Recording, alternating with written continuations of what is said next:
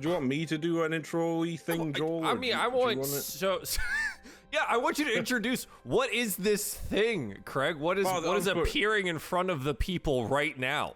What is this? All right, okay. Well, so this is a D&D one-shot called Frozen Memories.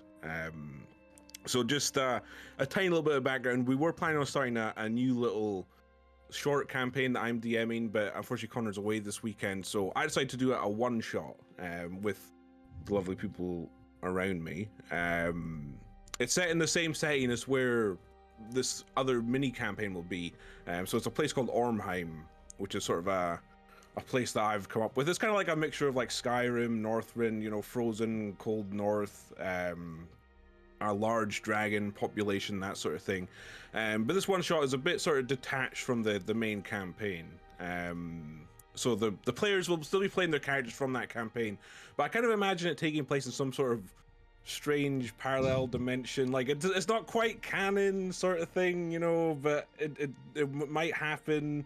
And you will obviously be playing the same characters, so yeah, I don't know, I guess that's what it is. It's the Star Wars Christmas episode. Basically, yeah. Except without the good holiday cheer. But there's all this snow and things. Yeah. So yeah, I mean, should I introduce myself? I don't know. Yeah, absolutely. I think okay. I think this is a good time for us to do that because we have new players as well that have not been in this year. Sure. So, well, I'm Craig. I'm a friend of everyone's here.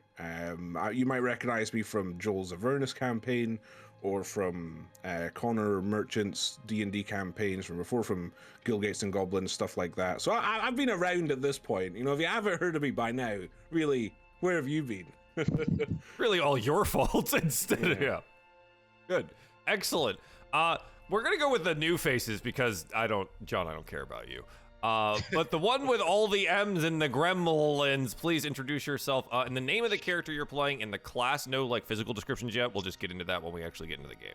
Sure, okay. So, yeah, hi, I'm Josh, on alias Gremlin. I know Craig through playing video games, and we recently played a D&D campaign, which recently finished, so he invited us to come and join him for a one-shot and a little campaign. But yeah, my character is Avian Falou. You'll learn a little bit more about him later on. He's a warlock.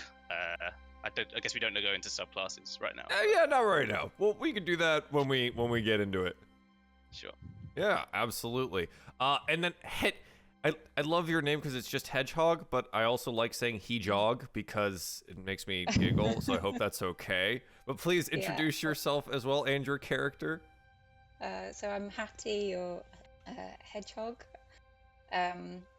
So yeah, I've been playing D&D with Josh and Craig for a while, year and a bit. So yeah, joining in with this new group, which is exciting. I'm playing Astalda Lyodon, who is a Vengeance Paladin. Excellent, thank you. And I guess, John, you can also just introduce yourself. Great. I am John. You've seen me before. Basically, every time you see Craig, you see me, other than the few times you don't. I am playing Jark. That's all I'm going to say. I am playing Jark. He is a Battlemaster fighter. Name That's is all I know. Jark. Yeah. I don't think anyone knows anything else. Jark. And hi, I'm Runaway Robot, Joel. This is the channel. You know who I am. It's fine. I'm playing Ishmael, a Hobgoblin Ranger. Or Ish. Very excited for them. So, Craig, you want to take us into sure. the wild north here? Yeah, so, I mean, just for, I guess, the audience reference, the players don't really know what they're about to step into. So why don't I start by introducing it? Let me just change the music track. So, a famous adventurer has gone missing. Elamine Hemlock, a monster slayer known for traveling between the towns in Ormheim, killing supernatural beasts for coin, has disappeared after traveling to a landlocked village called Bru Mendel. The village exists in the middle of nowhere, but adventurers in the region often use it as a place to rest between expeditions into the frozen wilderness. The village is home to a thriving trade of relics, potions, spell components, and a comfortable inn. All services that adventurers find most valuable. A friend of Elmine's, Tremdar Murgo, has asked the party to go and investigate the adventurer's disappearance. A bounty of 2,000 gold pieces has been promised for Elmine's retrieval, or, if the worst has befallen her, the capture, dead or alive, of Elmine's killer. The journey to Bru Mendel has been easy enough, if dull. The party has travelled through the forests and snowfields towards the village, and now, as evening approaches, they crest a snow-capped hill that stares down into the little village to the north. So I guess at this point I'll ask you all to describe yourselves, so why don't we start with the ever-mysterious Jark, if you'd like to tell us, John. All right, so not much to say. Jark is a dragonborn. His green scales look worn, and the large scar across his cheek shows his battle experience. The scale frill around his neck has small nicks and notches where scar tissue has replaced it over the years. His plate armor and longsword are similarly worn, but they are tinted a slight violet color, yet look still in good repair. He holds his head high as he looks around to everyone else. Lovely. Joel. Good. Ish is likely looking at their little raven companion. They have long black hair, hobgoblin features, reddish skin, pointed red ears, a mess of teeth and claws, and a necklace around their neck, wearing browns and greens and a cloak over some simple leather armor and a bow strapped over their back here. Rather longish teeth and plenty of facial piercings as well. They're more than likely just staring at the bird and playing with the bird than paying attention to anything else. Okay, Hattie. Estalda stands tall and broad with kind of a furrowed brow. She's a half elf. She's got really pale, almost silvery skin, and black hair, which is kind of braided away from her face. Black clothes with a slight gold trim to her armor. And she's probably not really engaging with anyone, focused on the task ahead. Okay, and lastly, Josh. So Avi, as he's known to his friends, is wearing some pretty tattered clothing. He was a merchant in a past life, and he still wears the clothes, and they look like they used to be relatively fashionable and expensive, but have faded over the years, and he kind of wears them as a reminder of where he's come from.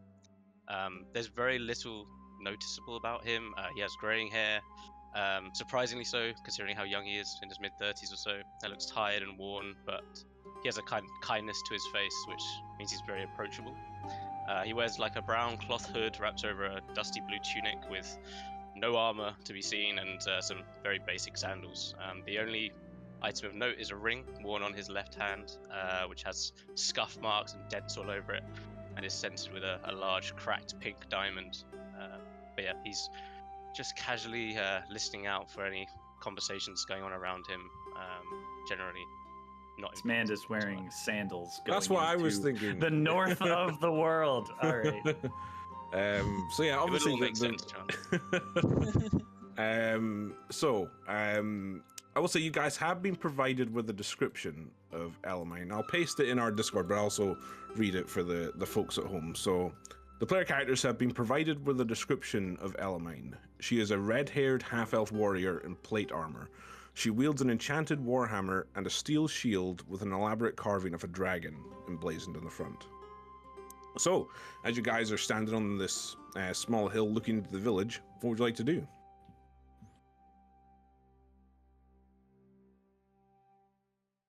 I guess my question is, we haven't been introduced to one another kind of thing, or we're just Well, I mean, I would assume, I know this that we're kind of rushing in, well, not rushing into it, but I assume you guys have gotten to know each other a little bit at some point. You know, you haven't just appeared on this hilltop together. Jark, we have been friends for quite a few days now. I feel like we're going to get along just fine. Do you see anything down there, or are you just going to stare out wistfully over the landscape? I mean, I do like staring out wistfully. I don't know. Do I see anything, Craig? So are you just looking at the village, or? Yeah, peering down. You can make a perception check. First roll of the campaign. Let's go. That's an nat 20. I rolled a nat 20. Let's go. That's a nat 20. I'm kind of glad there's nothing to be immediately seen. Damn. Otherwise, I've noticed. But so you can see that the village itself, it comprises 20 structures with small farms and shacks spread out further. A dirt path travels down from the hilltop you're on towards the center of the village, and you can see a number of villagers congregating in the middle of the hamlet, where they seem to be engaged in a small market with stalls and awnings and things like that set up. And I guess you've rolled high enough actually that I will give you the map now of the village, and I'll just give you all the annotations on it, so you can recognize where all the shops and places like that are. So Joel, I don't know if you want to switch scenes or anything yeah, like absolutely. that. But so I guess there's 4 and 5 which are marked on the map. So that's the marketplace, and there's a town well at the center there. And then so number 1, Jark, you can see that's looks to be a shop with a mortar and pestle on a wooden board hanging outside. Then there's the inn further into town, so that's Ruby's Nest. And then Rilk's Curios, which also recognizes as a shop just into the northeast side of town there. So you guys are kind of approaching from the southwest, so you will be passing by Armand's first. But it's up to you guys where you want to go. Well, I think I can draw the town perfectly. Let me just do that here quickly. Yeah, Jerk like the map maker. I've never done this before. This is so exciting. Yeah, it seems like there's an apothecary in marketplace. Ooh, there's even a well in the middle of town. Not sure where we want to start. Your eyesight is incredible. For my old age, I agree. You are old? Jerk, I thought you were quite young. Well, oldish. Do you see any red hair elfin women? I assume it's not that easy, Greg. She's waving to you by the time. No, I mean, you see some people in sort of villagers' clothing with red hair, like 1 or 2, but nobody who looks to have the bearing of a warrior or an adventurer. Well, we should likely head in. Maybe we can find her down here somewhere. Yes. Let's Wonderful. Let's go. Okay. So you begin your descent along the track and approach Bru Mendel. You can see there's a river just running to your south, and that seems to have traveled down from the north underneath the village. And as you continue along the track, you pass a small farm to your right before the path takes you towards the small apothecary shop. And as you get closer, yes, you can see there's a sign rocking in the breeze in front of the simple wooden shack, and a brown-haired woman in pale blue robes with a wide-brimmed wizard's hat sits in a crate out front, smoking a pipe. And as you get closer, she looks up from her pipe and says to you all, "Oh, good evening, travelers. Come a long way." Felt like we got here really quickly. So, somewhat immediately and maybe abruptly. But I'm sure we have traveled quite a far way since I have been able to make such good friends in the amount of time that we had. It's been a long road. Oh, well, you're here now. Perhaps you'd like to come inside for some warm tea. I do enjoy tea. It's Anyone? incredibly cold. Well, come on in. You can meet my husband. And she stands up and opens the door and gestures for you all to enter. Is everyone here normally this kind? You just got here. You're already offering tea. Well, potential customers, that sort of thing. Tea would be wonderful. Okay. So yeah, she gestures and for the inside of the shop, which I assume you all go inside. So the inside of the structure is quite quaint. It's not the largest building, and there's dried herbs hanging from the ceiling and in baskets around the edge of the room. The far wall consists of small shelves and drawers, and a long counter runs across the far end of the room with a door leading behind. The inside does smell very, very strongly of sulfur. There's also a man standing behind the counter who's got long brown hair and a leather apron and sleeves rolled up. And as you all enter, he looks up, and the woman who said she was his wife enters behind you and closes the door and says, "I'll just fix your tea. Armand, these are travelers who've just come into town." And she heads into the back room, and he looks up at you and says, "Hello, welcome. What can we do for you?" The tea would be wonderful. Oh, and if you have any seed for my friend Moby. Seed? Ah. Like bird seed? Ah, he is bird. He is bird. It's not really something I stalk, I'm afraid. Oh. Small bugs? I mean, I might have something. I'll have a look around. But at this point, the door opens and the woman returns with a tray with 4 mugs on it, and she places it down on the counter and says, "Here we are, just warmed up for y'all." Wow, she had that tea like very quickly. amazingly ready. Wow. I'm magically trained, so I was able to warm it up quite quickly. Yeah, I really want to insight check this woman. She is far too friendly for this campaign. After the pain and suffering I've put you through in Dungeons and Dragons, I do not trust this. Okay, you can make an insight A little check. insight check? Okay. She's just gonna be a lovely woman, Joel. I hope, you know what? I hope so. Insight. That is a 15, 15. DM. I mean, looking closely, you I guess the only thing you notice is her eyes seem to shift between Armand and the group. Anytime one of you speaks, she seems to look to him for his reaction.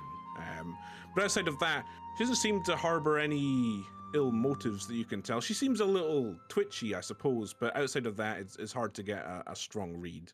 It's Strahd. It's Strahd! Bleh! Huh? All right. Ish will take one of the cups and okay. Yeah, I mean, seems good. Yeah, I'll definitely watch Ish drink So- first before Okay, approaching with Ish, mine. so yeah, it's hot peppermint tea that warms you up and almost brings a smile to your face. Delicious. The hospitality of this place is already impressing. Very happy I've made the trip for such fine tea. Well, that's lovely. Why have you come, if you don't mind my asking? Are you looking for work, or? Ish will consult Moby. Why are we here? What are we doing? We're trying to find this lady, right? Work, generally. Met some likewise minded adventuring types. I am a monster hunter, you see. Following the biggest kill I can find. Well, we do get plenty of your type around here. If you're interested in contract work, if you were to go to the inn, Ruby would be sure to find some work for you. But if you need it, I could supply potions and such. Am I broke, DM? Do we Yeah, have money? Can I buy a potion? So I did think, actually, you guys probably should have some gold. So I was going to give you all 300 gold each. 300! I buy a Very good. potion. Because you're all level Immediately. 8. Sure, so bear with me 1 second whilst I bring up the price list. I always do that. Like when I make a character, I'm like, standard do I have price, money? Greg? Because I know what it is. So he does offer a few different things. Oh. You can buy. So you can get a potion of healing.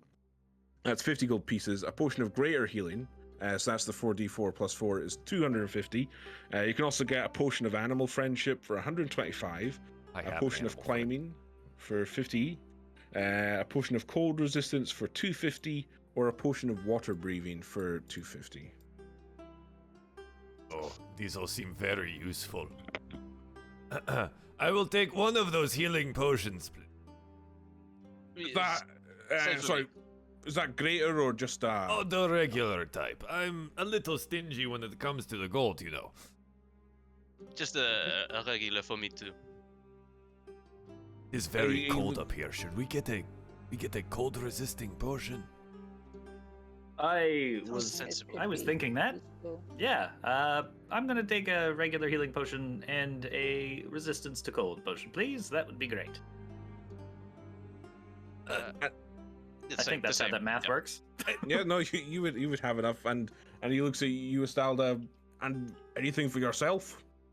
Cold resistance sounds like a sensible choice here. I feel Right, so that's 700 gold altogether then. So that's 4 potions of healing and 2 potions of cold resistance. You know what? I am thinking very generously today. I think I will take one of those greater as well. Looking specifically at Jark, I think we might need these eventually. Yeah, absolutely. If things are the way we think they are, dragons are very hard to hit when you're standing on the ground. So yes. And you like to take I'd get naps. battered. I noticed on the way over. You like to lay on I the do. ground quite a bit. Yes. All right.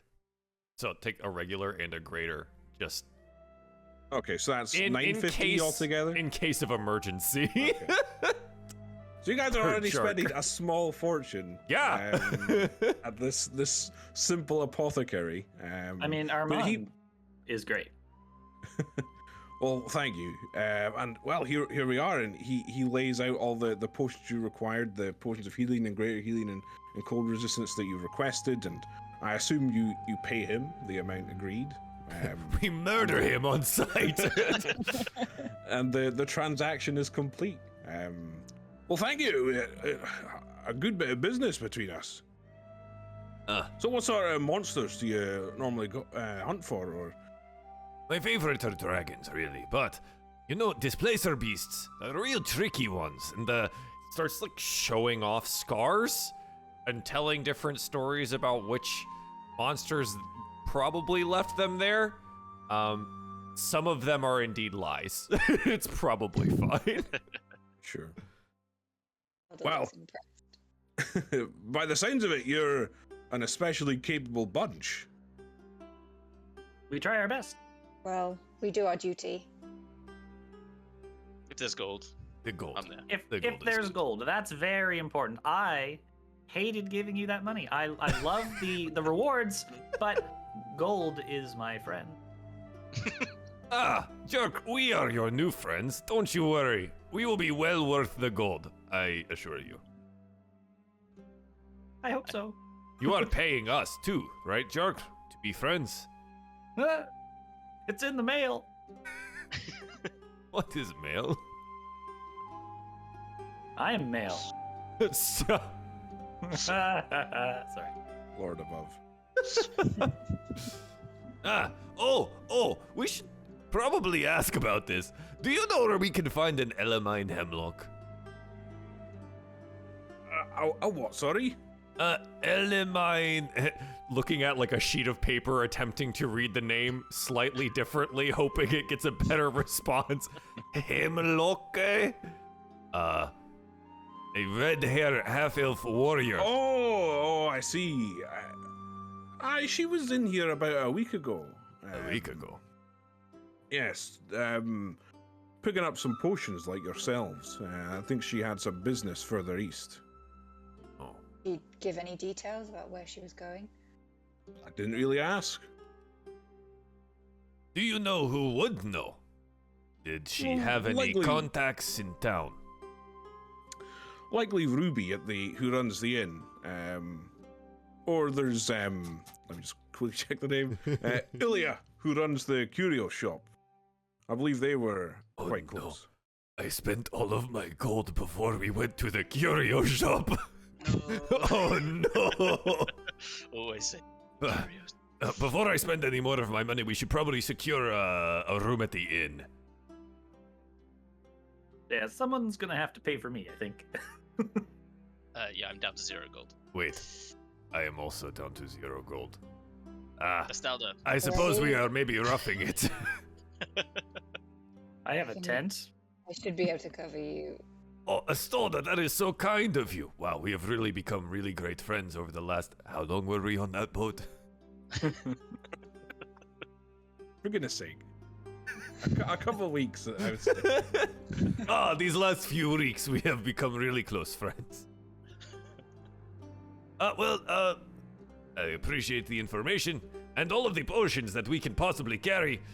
We should probably go to the inn and find Elamine, huh? Why we are here. Agreed. All right. Bye, Armand. Thanks for the tea, Armand's wife. Yeah, whatever your name was. Gazella. Oh, Oh, nice. Stella. Wonderful name, wonderful tea. A great day.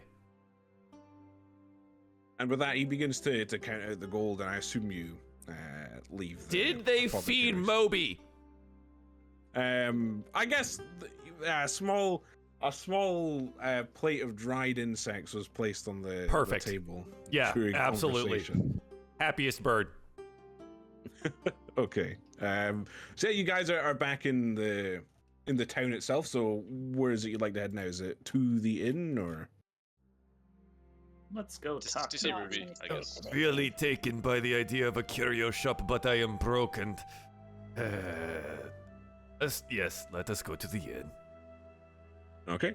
So yeah, pointed out to you, and Jark himself spotted it. It is on the northern side of town. So you head across the tracks. You see some of the locals kind of traveling between the buildings, or a few working in the fields and such, who give you a nod or a simple greeting as you pass by. But no one regards you with too much curiosity. You get the impression that travelers aren't that rare in this village, but nonetheless you begin to make your way further north, and like I said, there is a marketplace just outside the inn, but it seems to be, if you did look through, it's mostly local fare, kind of a farmer's market-y thing.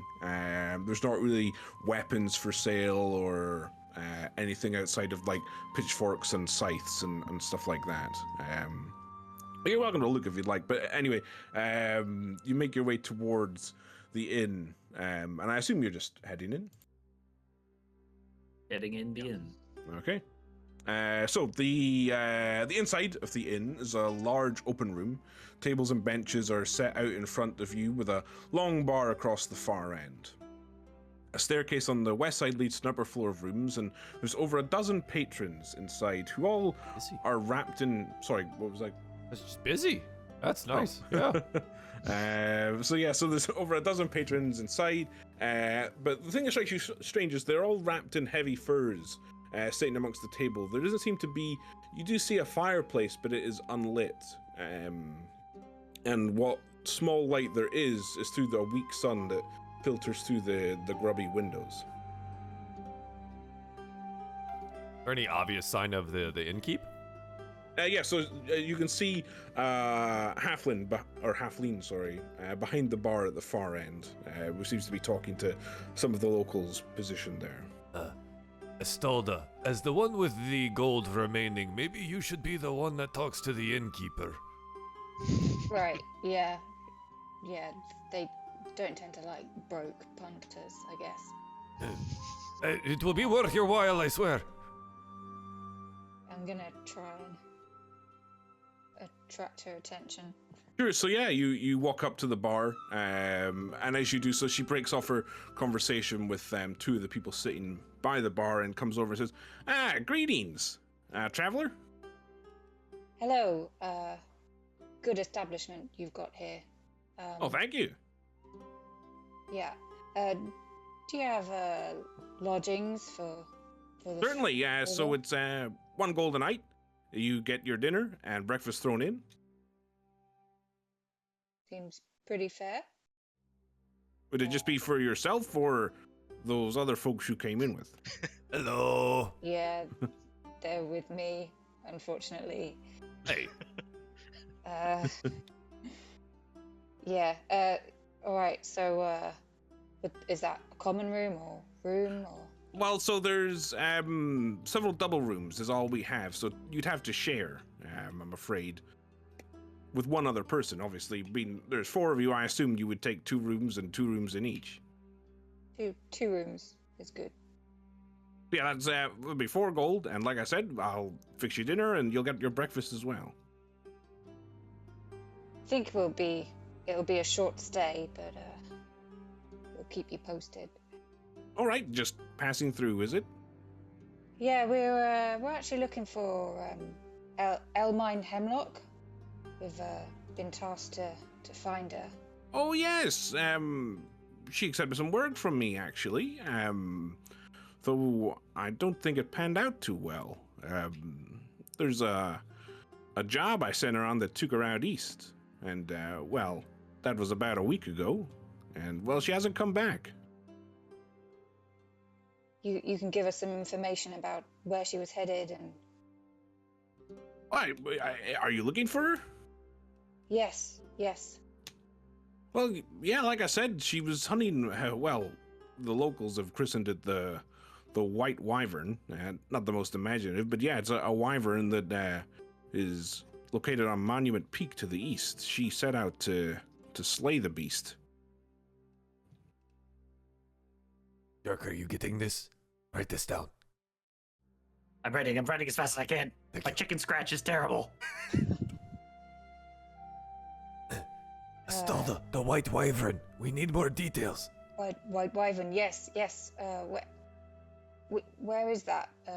Could you mark it on a... Well, if you just... Or... There's a path that leads out of the village to the east towards a large...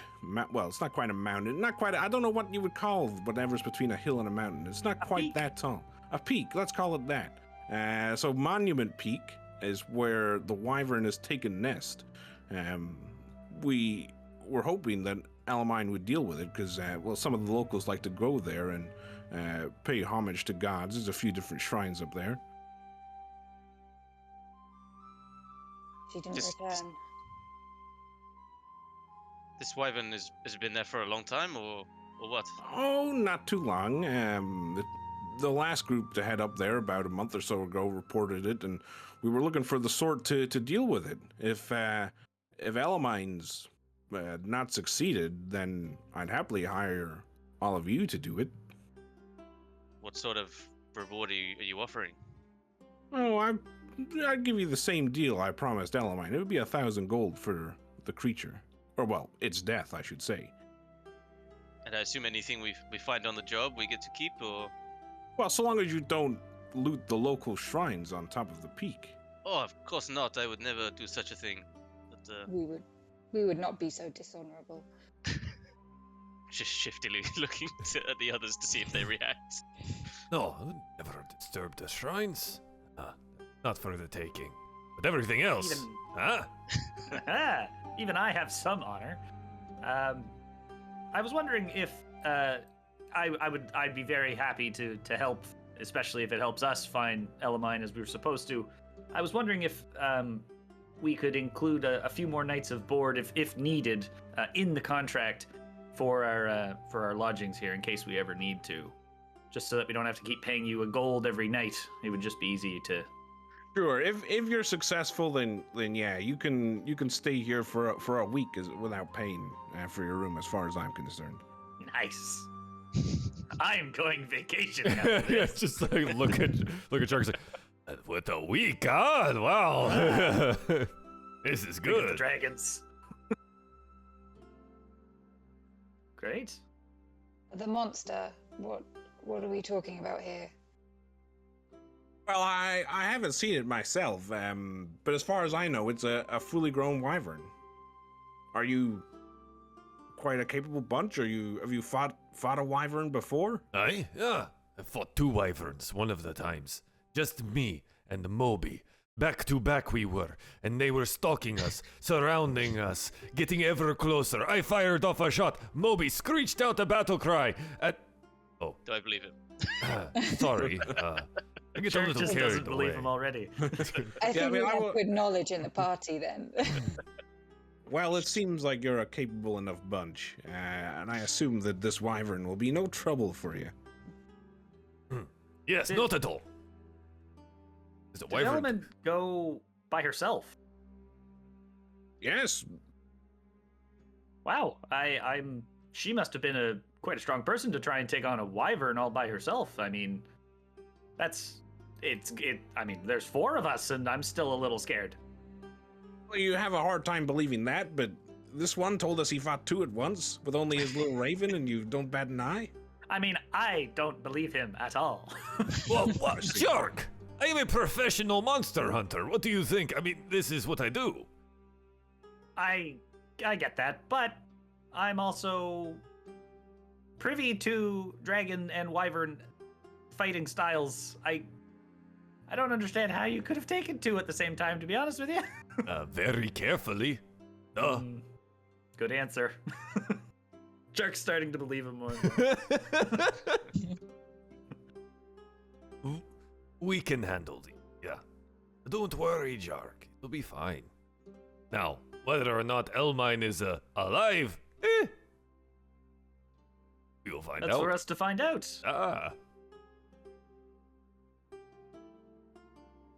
Oh, so what is for dinner, though?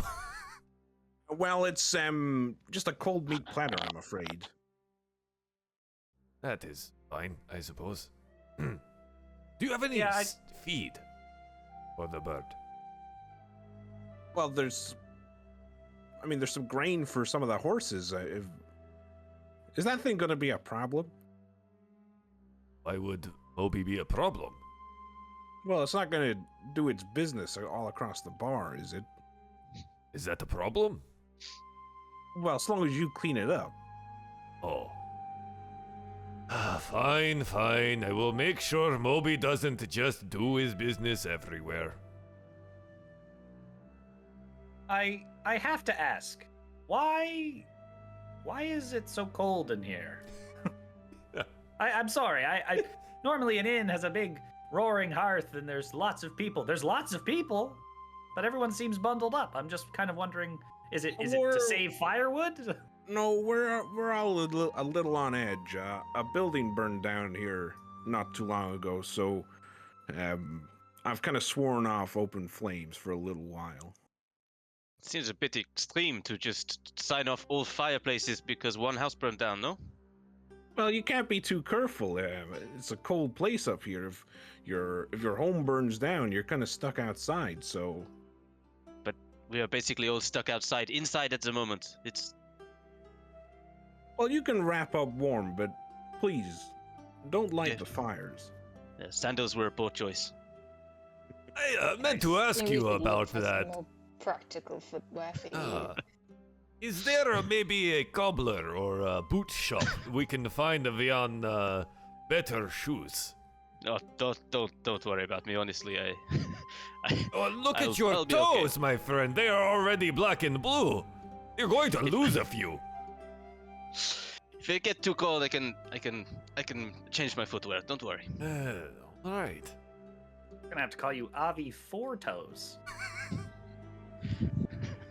Because I expect you to lose 6 toes. Do you understand? Do you get where I'm going with this? No, I understand.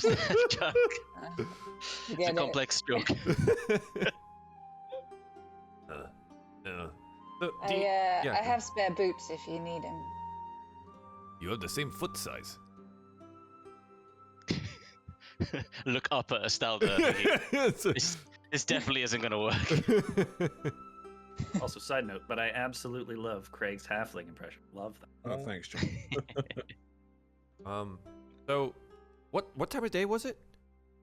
So you guys arrived just as evening was beginning to set in. So we should definitely have the night here. Eat the cold meat plate. Wait out the freezing evening and hope that Elamine survives for another day. It's up to you guys. We'll find a really well-preserved frozen corpse, probably. Yeah. No. Do we push?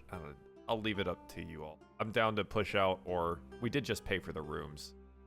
We've been traveling for like Weeks. 2 weeks. Just shut up. Where we became best friends. All right, over next 3 time I'll remember weeks. to include an hour-long pointless get to know each other session. What do you mean pointless? We're best friends now. True. Think of the backstory. Think of the RPing. Okay. We're getting there. We're doing well, okay? Yeah, all right. I mean, well, let's have dinner and take a rest. Early adventurer's morning. Sure. Kind of want to poke around a little bit with the locals and verify the fire story? Just because it seems a little odd to be that cautious. Sure. Okay. So what I assume you guys are all sitting down in the inn. Yeah. Right. You're sitting down. Dinner is brought over, and I assume you guys order whatever drinks and things like that. Mm-hmm.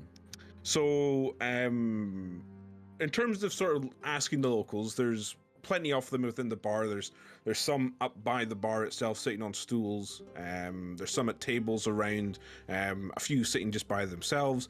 And just as you guys have sit down and finished your meal, the kind of sun has set, and as there's no kind of fireplace or light within the bar, it begins to get quite dark inside. But some of the locals at the tables light a small candle that's on their table, apart from one group sitting kind of close to the hearth. But there is also a candle on your table, which you can light or not light. But nonetheless, what would you like to do? Kind of want to lean over and be like, "Oh, it's really cold in here, huh? Maybe we should light the fire." Are you saying that to the group or to Just- a local? Yeah, one of the locals. Just like kind of like lean over from our table and like nudge one and be like, maybe we should light said fire. Yeah, sure. So I guess kind of aging farmer-looking chap looks up from sipping his drink and says, "Oh, not a good idea, mate. Last one who tried that got knocked flat on their arse. Ruby don't like the fire being lit in here."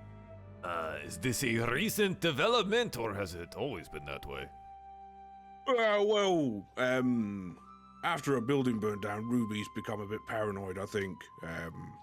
Doesn't like to have an open flame. It took us a long time to persuade her to have these at our table, gesturing towards the candle. Seems a little overly cautious, but all right. Satisfied enough, I think. Ish is Okay. just because, like, just wanted a verification that she's not lying about stuff. Sure. All right, meal, sleep, find a hopefully not dead Elamine. Okay. So yeah, unless there's anything the rest of you guys would like to do, you kind of spend the evening getting to know each other very well, intimately, and now you are all close, great friends. Wonderful blah, blah, blah. friends. Yeah. Intimately. Oh my. Oh, Avi, I'm sharing a bed. hang on. Well, I guess that was. Sorry, go ahead. Yeah, I've heard Jerk sleep on the boat. I want the room not with him. He is very loud at night.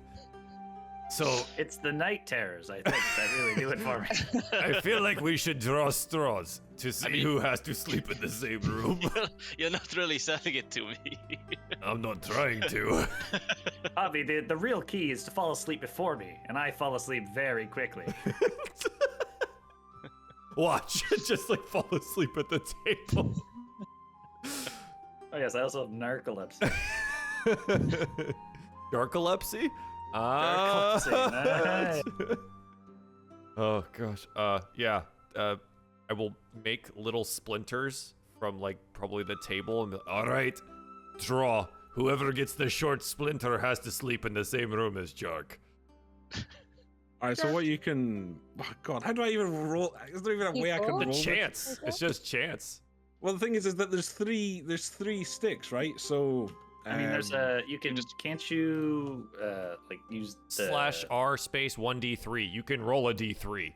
All right, okay, that's what I'll do. I'll roll a deal 3 and assign each of you a number. So, Josh, you're a 1, Hattie, you're 2, and Joel, you're 3. Perfect. So that's Josh. Josh, you draw the short splinter. Wonderful. Oh no, that's so terrible. Yes, I can tell you are very upset about this. Ish will turn to high five Astalta. We win. Jack, can you sleep on your side tonight, please? I will try. I'll try. The tail gets in the way. It's the night terrors. It's the night terrors. The night terrors.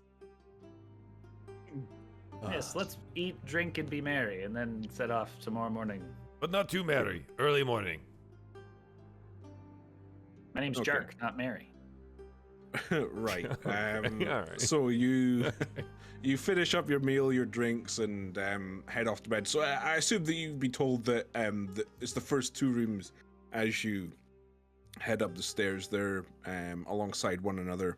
So it's Jark and Avion to one room, and then Estalda and Ish to the other. And so you bed down. Is there anything anyone would do? Any pre-sleep rituals? How loud is Jark, and how quickly does he fall asleep? Well, this is pre-sleeping, so I don't know if... It depends on whether he's going to keep me awake or not. I mean, Jark's bedtime routine is to lay on the pillow. So good luck trying to have any ritual. Brushing your teeth, I'm asleep. I'm gonna disappear inside my vessel, inside my ring. The what? Okay. I'm the what? And I'm guessing Excuse me? Jark doesn't see this, and nor does anybody else. They're not there, so they don't know about it yet. Okay. Just disappear? Are we going hunting for Avi after this? Like, where does he go? I mean, I guess if John said Jark's asleep and he just goes in, I don't know. I guess I can't explain it because none of you are there to see it, I suppose. What? Jark is on Z's. But let me just quickly read something. 1 second. However, Jark's night terrors might wake him up in the middle of the Oh, actually, Okay. while inside, you can hear the area around your vessels if you were in its space. God damn it, it doesn't work. So I Okay. I Yeah, come that's back out. that's what I was checking. Imagine what the snore of a dragonborn would actually be, though. I imagine like a small flame kind of puffs out the nose Well, or something. the maybe. problem is I'm a green dragon, so it's not a flame. It's like Just poison green gas? poisonous goo. Oh, Okay. It's like I'm choking on phlegm the entire night. Well, awful. with that image, Do I even get a long rest? well, yeah. So, well, actually, there is something. Oh, no. Bear with me 1 second. All right. Ish's nighttime routine is petting Moby and assuring him that we will all be safe and have successful hunts tomorrow. Sure. Okay. So, a few hours pass into the night, and I would say eventually, Avian, you do manage to drift off to sleep, though it is a relatively light sleep.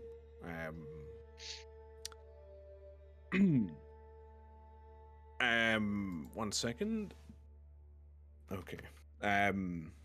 Jark. Do I awake For- in a night terror? No, not well. Maybe. You might think that. Can you make a wisdom saving throw for me, please? Oh, this is a good thing that I can do as a fighter. I rolled an 18. Okay. That's pretty good. In fact, that is enough. So, Jark, for a brief moment, you think it is a night terror. As your eyes snap open, and you see a figure in the darkness, standing above your bed, reaching out towards you. Your eyes have snapped open just before this figure can touch you. And as they miss, a voice echoes from them that just says, "You will make us whole." And with that, the figure suddenly drops into a puddle before your eyes. Yeah, Jark would have screamed the moment he was able to. Sure. The night terrors are I getting guess really I realistic. wake up in a flash. Avian, as I said, you're To be lightly fair, sleeping. I guess I wouldn't have seen the figure before it disappeared. No. And it is dark in your room. For God's sake, Jark, you're having a night terror again. Go back to sleep. That was not that was real. I don't know what happened, but that didn't feel like all the other terrors I've had. There was a person What do you in mean? the room. Where? He's like, so I picture Jark like cowering with the blanket Sure. So you're still on the bed. But yeah, so I mean, do you have dark vision? I think you do, right? As a dragonborn? Yes. No. Oh, you don't. No. Okay, no, never mind then. So yeah, you stare out into the darkened room. I would immediately put on my armor of shadows. So yeah, instead of my tattered clothing, I would have my ethereal armor. Ooh. You've never done that on the boat? No need on the boat. But yeah, it's like a stone. Looks like almost like stone armor, and it's encrusted with various like precious gems and rubies and emeralds and stuff like that.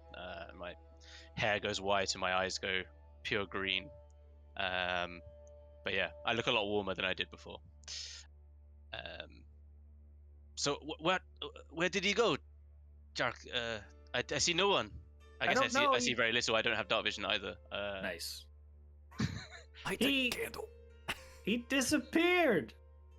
Do we have a candle? I assume there'd be a candle in your room, or I think you also have candles in your pack, or. Okay, so I'll light light an entire torch. Find a light source. Okay, sure. So yeah, you light a candle in your room.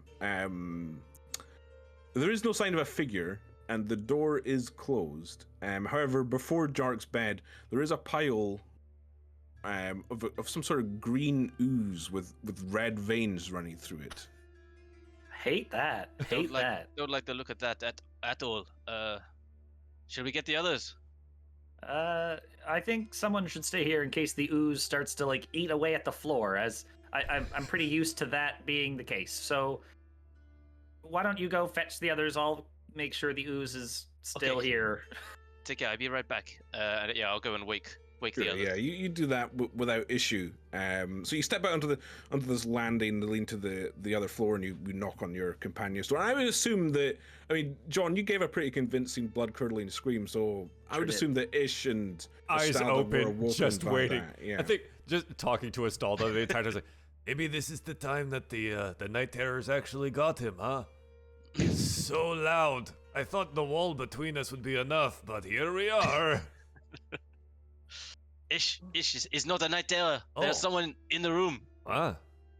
Oh. Come, quickly. Oh, Ish pulls his pants on. All right, I'm coming. Should I arm myself? Yes. Bring your armor. Happening? There's some ooze attacking Jark. I don't know what it is, but he's attacking him. I don't know if it came off of him or if it was there already. I don't know. He is kind of oozy. Yeah, I know. It's gross. Wow. Go into the next room and see. We see the red veiny ooze. Yeah, it's still in a small puddle on the floor. Jark, have you done anything? Or are you still covering in your bed? No, I'm basically just like peering over the edge of the bed, looking at the ooze. Jark, you're supposed to do that business elsewhere. They have an outhouse. No, this isn't mine. Mine doesn't look like this. Why are there veins in it? It is kind of. Does it pulsate, DM? No, it doesn't. It doesn't move or shift. There definitely doesn't seem to be any sort of life in it. Is a good way I'd describe it. Was it just ooze, or did it do something? It was a figure. It like attacked me, but I mentally fortitude survived the attack. This sounds incorrect to me. Which part? The mental fortitude. Yeah, absolutely, that part. Yeah. The Listen, everyone gets scream, kind of. Yeah. A broken clock is right twice a day. Is it? Is there any can I tell anything from this ooze? It's not moving. It's just an ooze. I mean, you can make an investigation check, I suppose. Investigate the ooze. Poke it with my sword. So a 13. So I mean, it is weird. It doesn't look like any other sort of ooze you might have seen. Like, I don't know, what's classic ooze, like sap from a tree or something like that. No, I wouldn't say like an actual creature, just like natural ooze. This thing doesn't look quite like any ooze you've seen before. God, I got saying ooze. But nonetheless, it is strange. But there's nothing that you can pick up on from looking at it. So this figure, Jack, you didn't recognize it? Did it have any features? Did it say anything to you? It said, after it attacked and failed, I might add, you will make us whole.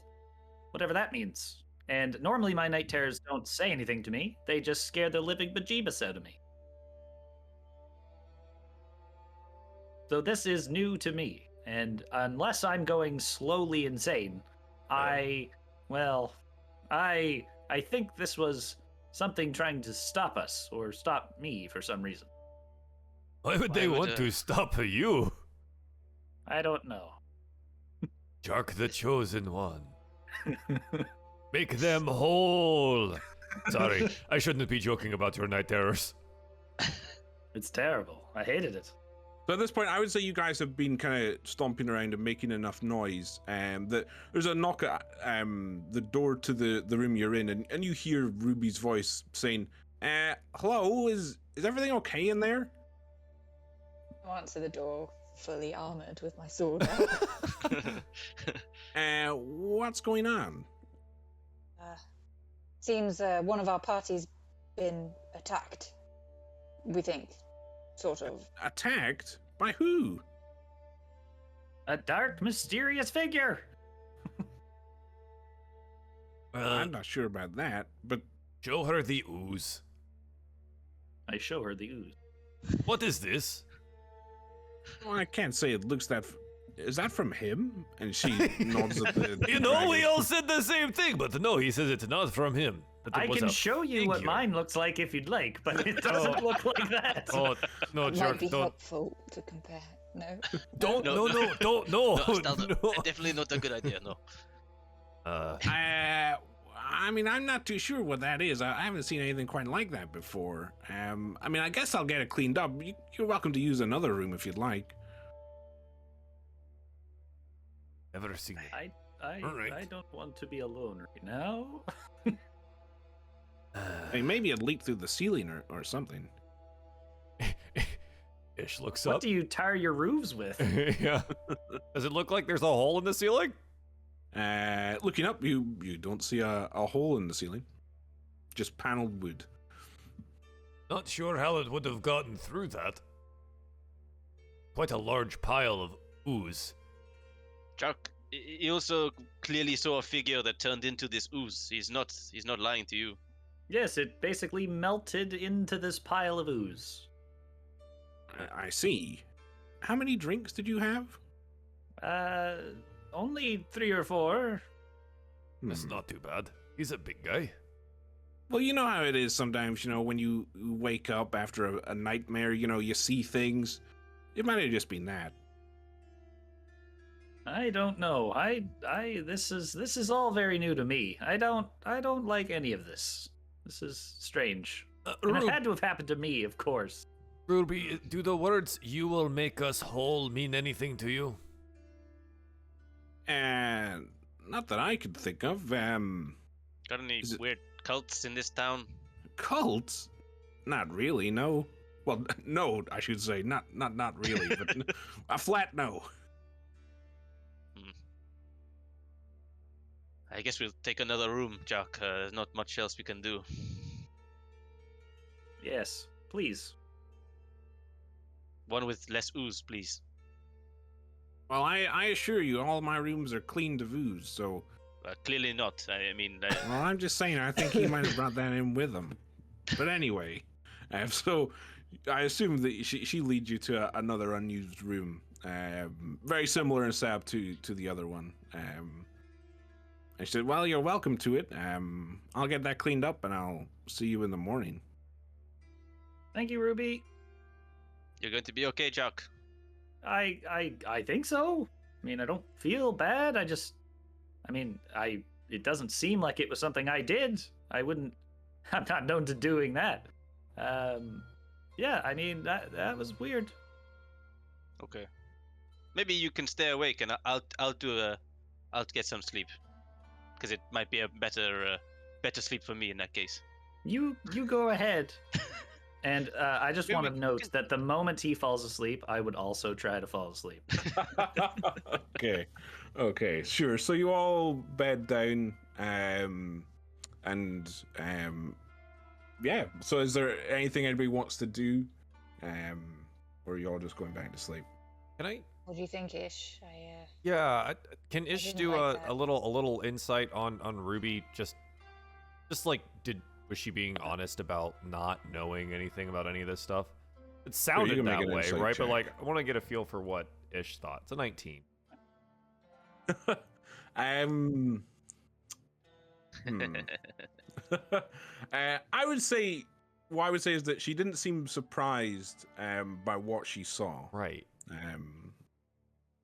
Well, Estalda, I don't think our host is being as honest as could be. Why didn't this pile of ooze, with red veins and all, shock her or surprise her in some way? She seemed extremely calm about the situation, and now remains to clean it up. I'm curious as to what situations previous have made her comfortable with the situation. Between this and the fire, and there are things about this place that seem a little off. Yeah, I agree. I don't normally suggest keeping watch in an inn, but I also don't like the idea of being attacked in my sleep. We can switch off. I do want to do one thing, however. I have a little bit of unexpended energy for the day, and I think it is time for Moby to take a walk. Can he walk far? Well, I'm going to cast a spell, and I will be able to see through Moby's eyes and hear through his ears, and I'm going to have him see how she handles the ooze situation. Yeah. So keep a little eye out for a bit. Sure. Right. And Ish will grab the necklace of bones and teeth, cant a spell, and their eyes roll back into their head, and they become one with Moby, the bird. Okay. I love this bird. It's a good bird. So what would you like Moby to do? Hop out into the hallway as stealthily as possible and peer into the old room to see how Ruby is handling the cleanup of the ooze. Okay. So I'll ask for a stealth check first for Bird check. Moby. Bird check, yeah. Raven sheet, bird check. Okay, +2. That's a 14. So DM. 14, yeah, that's pretty good. So yeah, I assume that either Estalda or you cracked the door open a little bit to let Moby out, and so you I'm gonna watch him struggle. Just pecking at the door a little bit, looking up at Estalda, peck, peck, peck. Look up, peck, peck. So yeah, Moby gets outside, and there would be a kind of a rafter that you could like flutter to, and quietly perch on and stare. So why don't you make a perception check for me? What do I perceive with a +3 perception? That is a 10, not super well. Okay, a 10. But it is dark. 1 second, actually, let me just check the Raven sheet. No, okay. Well, so you you see Ruby return to the room with a bucket and a mop, and she begins to wash the ooze up as best she can, and kind of rinses out the mop and puts it back in the bucket and things like that. But why don't you make an insight check for me? Ooh. Okay. This as. Well, I mean, it would be. I mean, because you are in. You are still Ish, right? So it would be your. Yeah. So it would be your Moby's deduction skills. So okay. you can make an. Oh, it's a 5. Oh, 5. Okay. After my 19, please. So I'm afraid you can't read too much into her movements or anything like that. So she mops it up and when it seems to be cleared up, she and actually will say one thing that is very obvious: she does this completely in darkness. That's the only kind of thing that strikes you as odd. But once she's player knowledge tells me something about halflings on this. Would Ish know? I mean, I'm not even sure myself if halflings have dark vision. They don't. They don't. So yeah, I mean, you would probably know roughly. Like, you're experienced enough to know that halflings wouldn't have dark vision, and she seemed to do that in almost complete darkness. Okay. And again, still in darkness, she walks down the staircase back to the bar, where she goes behind that and opens a trap door, which she then shuts behind herself. Oh, absolutely watching to see how long it takes her to come back. Okay. So 5 minutes pass, 10 minutes, 30 minutes. No way. She doesn't come out of the cellar. Okay. Ish will end the spell. And come back to the room with Estalda, and he's, oh, that is odd. Our host has disappeared into a trapdoor behind the bar and has not come out for the last 30 minutes. She cleaned the thing entirely in darkness, which halfling should not be able to see that well in darkness. Seemed entirely unperturbed by the whole ooze situation. I am rather concerned that there is more going on here than initially meets the eye. I do not know if we should investigate further, but I have reservations about our host. Quest giver. We, should we investigate further?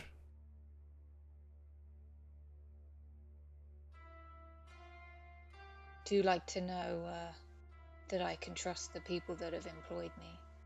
If we go stomping down the stairs and into the trapdoor and things like that, Yeah, we could do it'd that. be really intruding upon her, but we are capable. If they get mad and kick us out, we can, be out in the cold. It'll be fine, probably. But it would be rather rude if my hunch here is incorrect. But I do not have a good feeling about this. It feels wrong.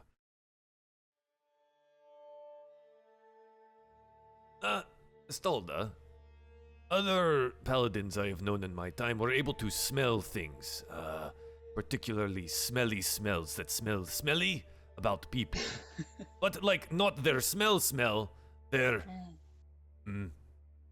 Their aura, yeah. Is this an ability you possess? Yeah, sometimes I can sense, fiends and stuff like that, Would you do me a favor the next time that we see our host and give it a smell? Yeah, well, maybe I can give something a go now. Oh. I think, I don't necessarily have to see someone, or I can just kind of sense if something's around. Right. Maybe. Yeah, so I'm going to use my divine sense. Okay. Do you want to post the text for that?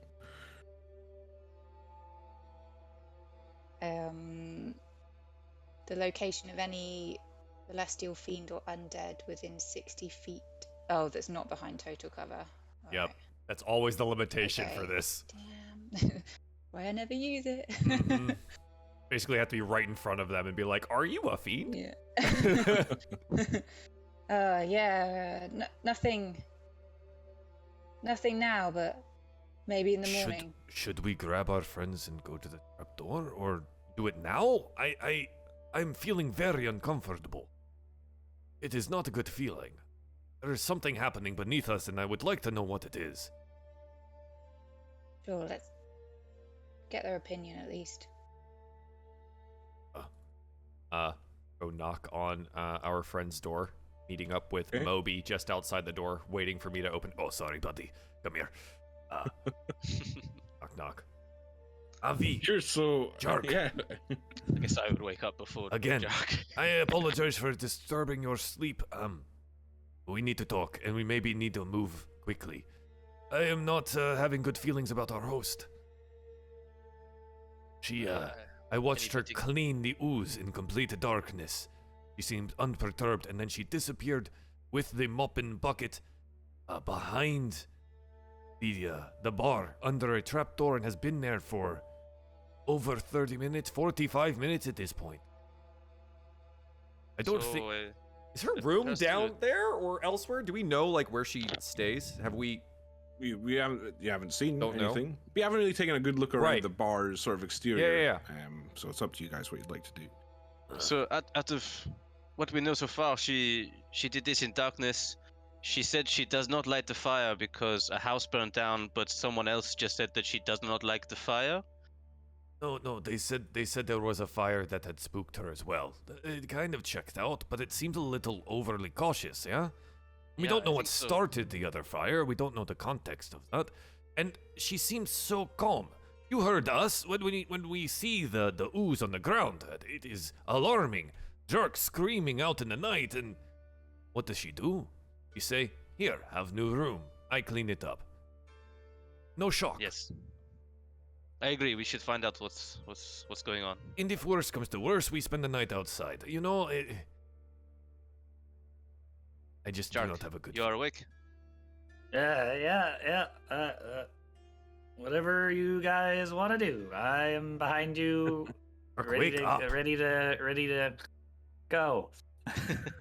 Get up. Okay. Okay, let's head downstairs. Sure. Quietly. I assume you guys, quietly. So why don't you all make a stealth check? This is gonna go so well for Jerk in plate armor. Oh, Are you wearing your plate we armor? put the plate armor on? I mean, do you It's up to not you. want It takes to? some time. We'll say you guys, you can decide whether to head in armored, in your plate armor, or you can go down unarmored. You know, it's up to you. I hate when Craig gives us the opportunity to be ready or not. Ready or not, here I come. Oh, we're doing well already. So Josh, you rolled an 8. Oh, we're Stella doing good. also rolled an 8. It's okay. I put a 26 onto the board.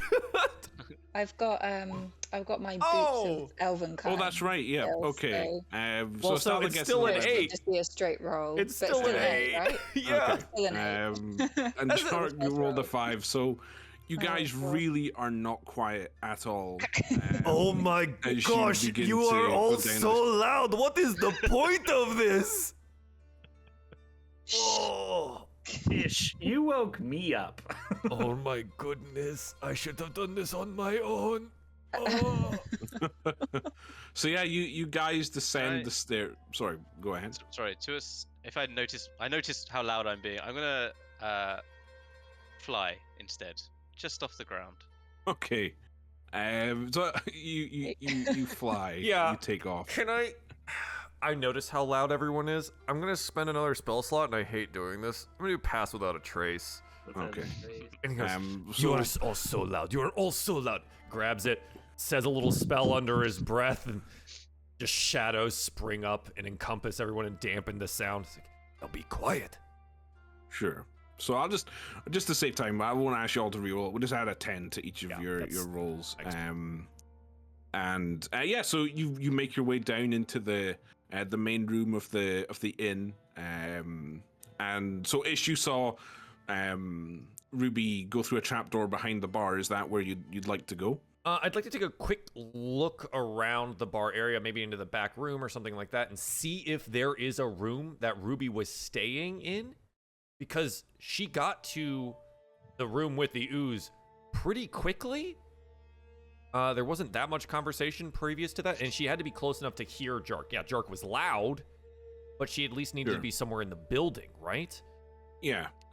So the there is a door to the right of the bar, and if you try and open that, it does open. It's not locked. Are you wanting to peer through what's in there? Yeah. Sure. So it seems to be a small kitchen. There's a unlit stove and a few kind of stale loaves of bread, and a few kegs kind of set out there. But there doesn't seem to be any sort of beds or a place where someone would sleep in there. come back out. Alright, doesn't seem that she has a room, at least on this level. And everything upstairs was... I assume guest rooms? Like, did we kind of scope that while we were there, or? You guys didn't look around exactly, but I mean, it seemed to be that the top floor is quite uniform in its layout, and you would assume that that's where other patrons would sleep. So she was either waiting up for us, or was underneath the bar. Also, there is a stove, but she only served cold meat, so really this whole no fire thing has gotten to her. Right. I think we go below, unless there is something else that you all see that I don't. Yeah, we have to go down. Down we go. Now stay quiet. I'm still trying to be quiet. Oh, Sure. the magic will help you. You make your way behind the bar, and yes, there is a trap door at one end, and just as you look at the trap door and even try and lift it, it does seem to be locked, but it feels barred rather than a padlock or a lock that could be lock-picked. It's barred. I do not have the skills necessary to open this unless we decide to break it, which precludes all of our stealthy intentions. Guess we have to decide how concerned we are and whether we want to be loud about this. Maybe I'm being too paranoid. This isn't even our job. Yes, we also, we need to remember Mrs. Hemlock. If this might take us well away from where we're going. This could lead us to a random dungeon, and Elamine Hemlock might die. True. But this could also be a crazy cult, because she kind of stumbled her words, so I don't know. No one is. I would say that was Craig's fault. No, to be fair, no one is paying us to get rid of a crazy cult. We just need to make sure she's not going to kill us in our sleep. Maybe we just go back to bed and have an eye out for the night and investigate tomorrow. I apologize for waking you all. It feels wrong. We'll definitely keep an eye on it. Walk with a bit more caution in the inn. It's weird. It's all very weird. All right. Quick, up the stairs, just as quiet. Sure. So you guys ascend the staircase and return to your rooms. And is there anything else? Any other nighttime expeditions you'd like to do? There's so many I want to do, Craig. I mean, you can go back and go through the trapdoor if you'd like. I can't get through it without breaking it. Okay. We just got here. Like, this poor lady's in. She might just be a person who sleeps in the cellar. Like, She might just have a bed down there. Yeah. It's fine. She might have a geothermal vent under her inn, where that's the only warm place in the entire inn. Can we set like for the remainder of the night like a set watch, turns? Sure. Yeah. Sure. Just the concern, I think Ish will push this and apologize profusely the entire time. Sorry, Sure. sorry, it just doesn't feel right. So are you still staying in separate rooms, or are you all bunking together at did this we point? in all one get room, into the same room? I think. Sure. Lay out the bedrolls on the ground. Yeah, you've got you all snuggle up and you take turns keeping watch on the door and listening to Jark's mumbled cries in his sleep as he relives his horrifying past.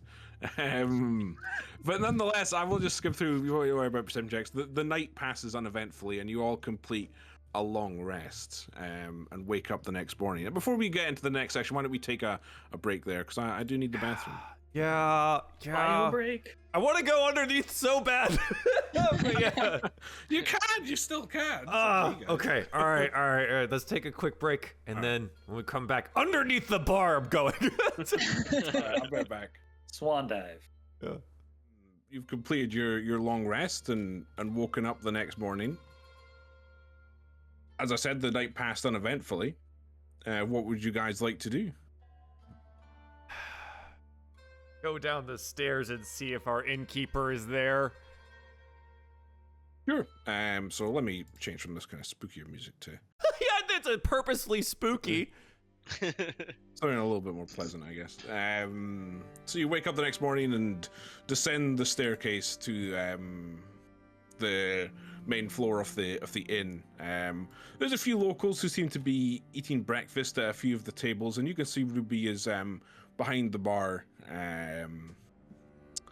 What would you like to do? I'll use my divine sense. Yes. Okay. So what was it? Hey, fiend or Celestial. undead. Yep. Celestial. Celestial, fiend, or undead. I'm almost certain you won't pick up anything, but let me just double check. And whether or not they're good or evil. So do you only know if they're good or evil if they're a celestial, fiend, or undead, right? I think it's. Well, let me read it again because No, I want to no, be sure. no. It's both. Yeah. Yeah, if they're evil, you I get know like a the- noxious odor. Right? Yeah, so presence of strong evil registers in your senses like a noxious odor, powerful good, rings like heavenly music. Until the end of your next turn, the location of any celestial, fiend, or undead within 60 feet, you know the type as well. Okay. Any object or place that's been consecrated or desecrated.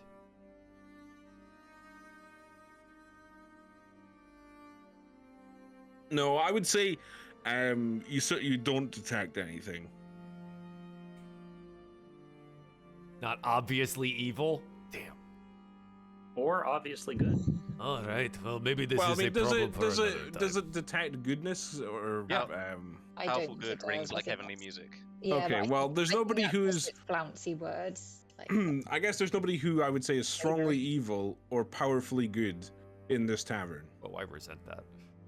We are all very average. Super gray area. Yeah. Fine, fine. Shall we Yeah. take our cold meat and go? See if we can't find our wyvern hunter. Well, actually, it's a cold porridge in the mornings. Even better. Cold. Gold porridge, my favorite. Delicious. Oh, well, what did you do with the ooze from last night? Oh, I just flushed it away. Flushed it. We have running Yeah. water here. Well, no, I just put it through the latrine. I mean, did you Did want it? Did it clean up upstairs? Well, no, there's one out back. Oh, out back. Okay. Interesting. She a liar. She a liar face. Right, out back. Of course. Leaning kind of obviously over the bar. Oh, you know, a breakfast drink would do me really well. Oh, hey, what does that trap door over there go to? She kind of Subtle. looks at you very, with her kind of brows furrowed. Well, that leads to the cellar. Why do you ask? Oh, hey, just curiosity. You know, wondering how the place is built. Astalda, can you make a perception check for me? Come this on, is my Astalda. strong suit. Come on. Come on. Carry the party just like you paid for our rooms. That's 'Yes. 21. Nice. 21. Beautiful. Almost on cue, as soon as Ish asked about the trap door behind the bar, there's a table with 4 patrons at it. Specifically, in fact, it was the table I mentioned last night where a candle was not lit. And these 4 patrons are still sitting at this table, almost in the exact same position they were last night. And they all of their heads immediately snapped looking at Ish after he asked this question. But outside of that, they don't do anything else. But that you notice it immediately when they do it. But nonetheless, Ruby says, "Well, that leads to the cellar, of course, where all of our, drinks and such are stored." Oh, do you have any whiskeys down there that might be nice to warm us up on such a cool day before we go out and find our... I have whiskey behind the bar here. Oh, right, of course you do. Surely you have some fine spirits and wines for, the rarer occasions. Well, yeah, they're already out here. What do you have in the cellar? Well, more kegs of ale, wine barrels, things like that. Sense. Okay. Why are you so curious about my cellar? I just, wonder. Oh, hey, look at Moby here. Look at him do a little dance on the bar. and Moby's just like, that's so wonderful. He liked to dance for his breakfast. It's okay. It's all right, Moby. Good job, little bird. We'll have that whiskey, though, and with the cold porridge. Certainly. And she prepares a small cup of whiskey that she hands. Glances all around. Look, she's being weird. He downs it in one. Yeah, just done. I think we are also being quite weird. Well, I mean, have you seen Jerk? Look at him. Definition of Jerk weird. cracks a ridiculously large smile, kind of like his token, just like, ha! Take my cold porridge to a table, sort of. Feel like we should be Like doing just other a bit across from you know. from the four that. Sure. So what I would say is, because I assume you'd been kind of keeping an eye on them after the tension, I guess, came out of that conversation. They turned back and continued conversing with one another. Do they look like normal travelers or? So it seems to be that there's a scruffy human man, an orc female, a half orc male, and a male dwarf with an elaborate beard that he seems to be grooming. They look like locals, I suppose. They don't look like adventurers or anything like that.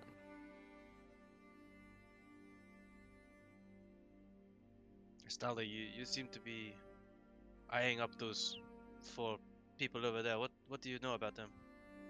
They took a great interest in our conversation when we were asking about the cellar. Really? Yeah, they looked a bit concerned. Ish, we should keep an eye on them, I think. Ugh. I'm definitely getting some strange cult vibes from this place. Right. It seems so weird. All right, but we do have a job to do, and it's going to take the rest of the day to find this lady, huh? Mm-hmm. Eat up on that porridge. Delicious, cold porridge. Ray. And then Sure. we'd probably get on the road, huh? Aye, Captain.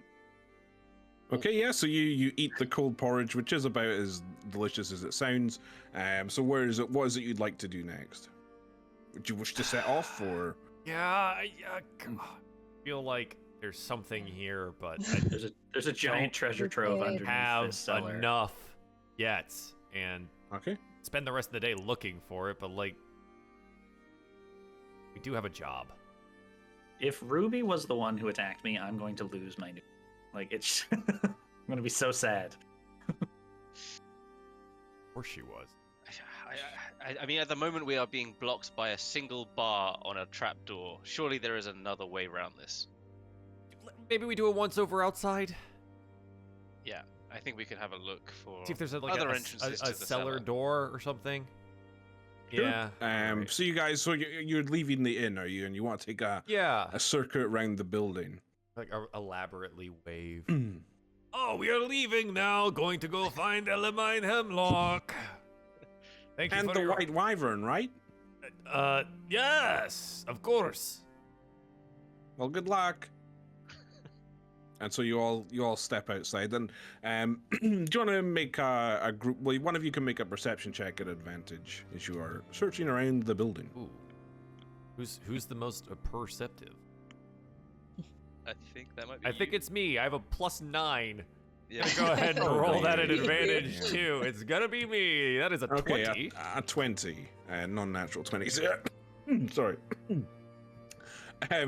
You complete a circuit off the inn itself, and the layout seems to match the buildings that were inside. There is a back door that you would assume leads into the kitchen room that you saw when you peered in last night. And there's also a latrine that's got a small dirt path leading to it from the front door. But as you pass by the latrine, you do catch a faint whiff of sulfur.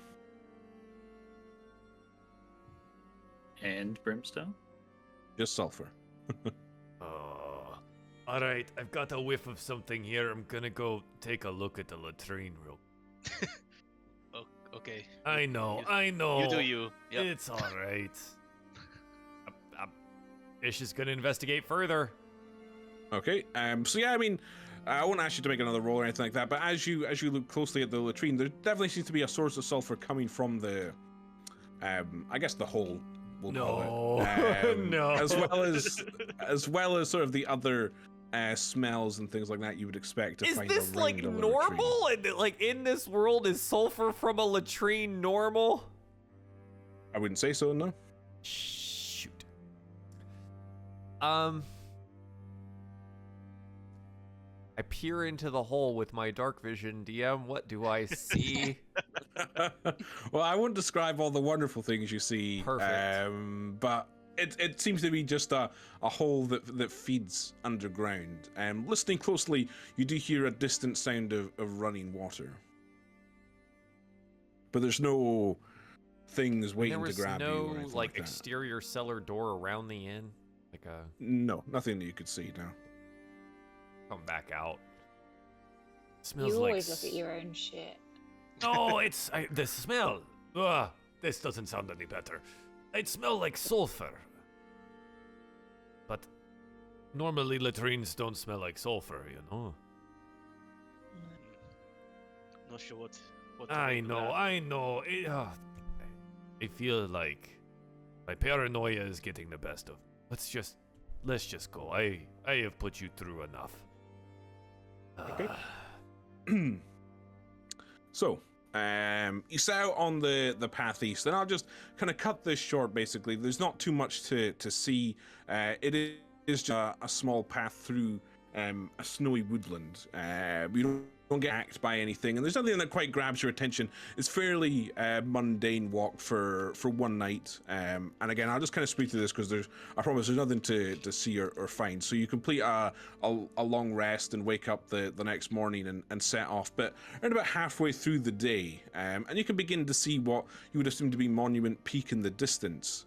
You can see there seems to be a number of ancient ruins that are crumbling around. They seem to be long abandoned alongside the path.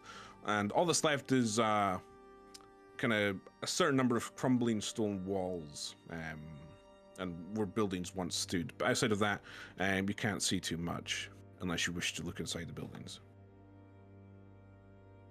Huh? We should probably take a quick look around. See if she made camp here or something. Okay. Yeah. So you can make an investigation check at advantage. Investigation. I have a 4. Anyone else got a little bit better on that? I'm a solid 0. Can always depend on you, Jark. Just a 3. All right, here we go again. 21. 21. Pretty good. So yeah, looking around, you actually inside one of the ruined structures. So again, there's no roofs on these. It's just a few walls that have crumbled. You can actually see where it looks like there was a fire built, but it seems to be covered by a lot of snow. And the fire itself doesn't seem to have been lit. And looking around through the snow-covered ground, you actually eventually uncover a bedroll, a backpack, a warhammer with a faint magical aura, and a steel shield that seems to be engraved with a dragon. Oh no. Never made Oh, it. and also, actually, sorry, I should say the shield itself seems to have a certain amount of green ooze covered in red veins on it. See, this wasn't me. Okay. Yeah, Ish will hand the Warhammer over to Avi, the more magically inclined of this particular group, and then dig through the bag and see if there's any identifying things in there. Do they have their passport up? All right. Is there a journal? Is there something that says Dear Diary? No, there's no objects of identification. Hold on one second. Let me just double check what's inside it. So it contains 5 days of rations, a grappling hook, 5 pitons, and 200 gold pieces. Aye. Well, let's take the bag. Anything on that warhammer? Yeah, am I able to discern? Yeah. So anything? just to say again, save us time here. It's a warhammer +1. Oh. Ooh. just Dark like. just a powerful warhammer.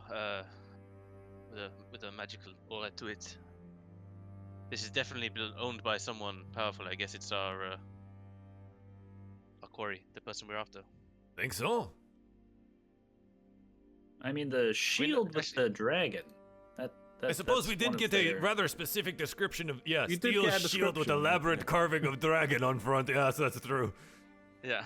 So she did make camp here, and now she is gone. I'm going to do a quick perimeter. See if I can't find some tracks. Sure. I won't ask you to make another roll, Joel. You've already done pretty well enough. So looking around, you don't really see any tracks or footprints or anything like that. Nothing you can easily spot anyway. We've got the ooze, no tracks, a fire that's not been lit recently, and all of Elamine's stuff. What is with this ooze? Is this? Well, I imagine whatever the person was trying to do to Jark last night, maybe they did it successfully. 2 Elmine. days away from the town, though. You think they strike that quickly at 2 places? It doesn't sound like a cult. If a cult is, a local cult to the area, maybe it's something a bit grander. This sound just only because Ish has been a monster hunter for a while. Does this just have any similarity to anything he might have hunted? The ooze No. thing, it just feels so out of place. Nothing stirs in your memories. Nothing you've probably even seen an ooze that you fought in a dungeon Yeah. or something like that before, but never with these sort of red veins running through it. So odd.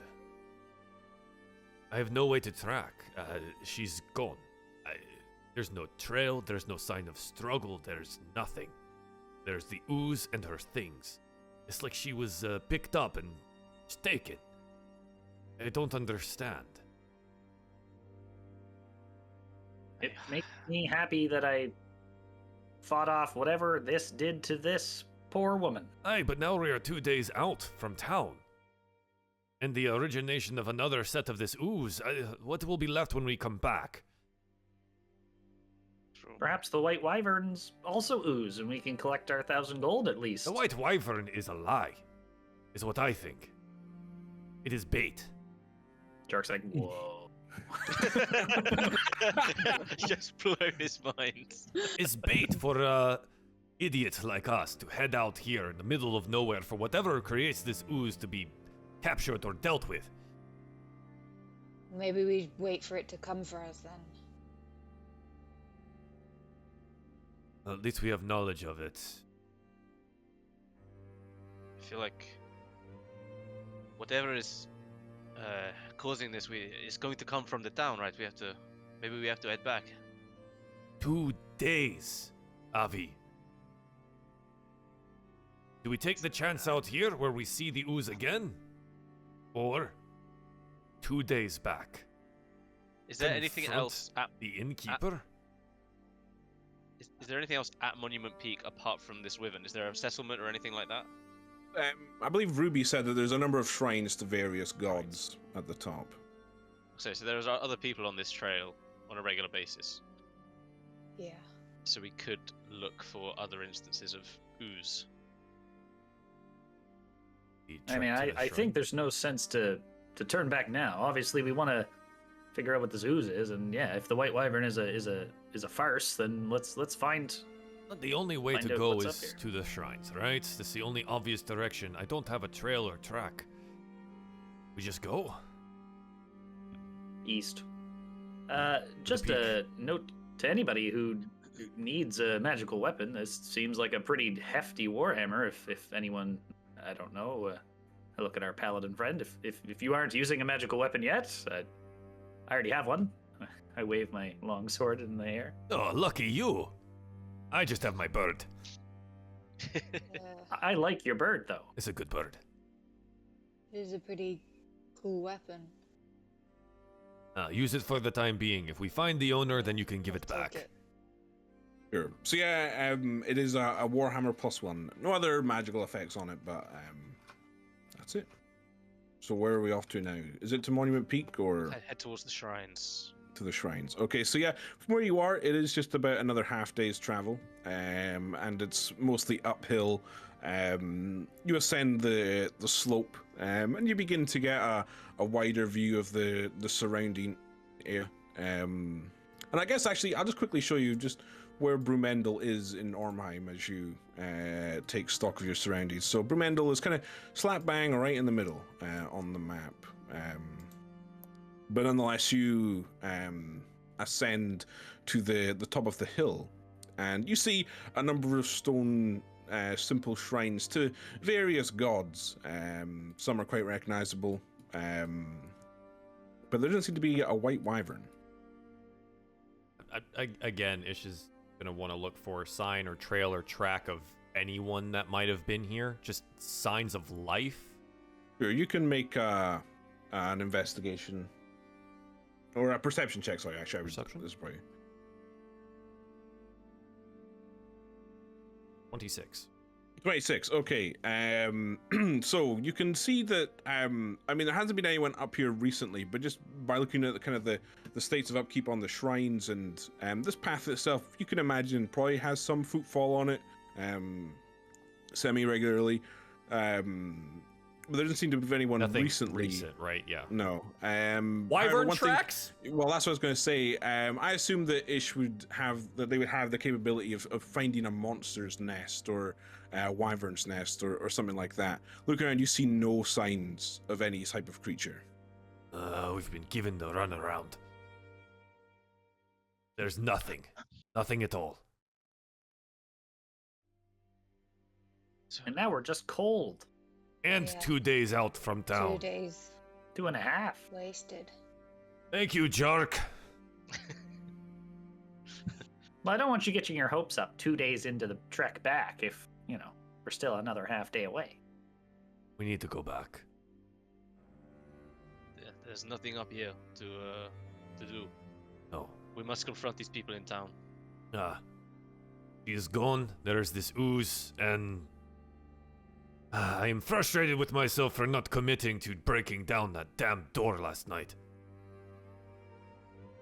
At least we're sure that Elamine's not around anymore. Well, let's get a move on. Not here anyway. And be quick, I suppose.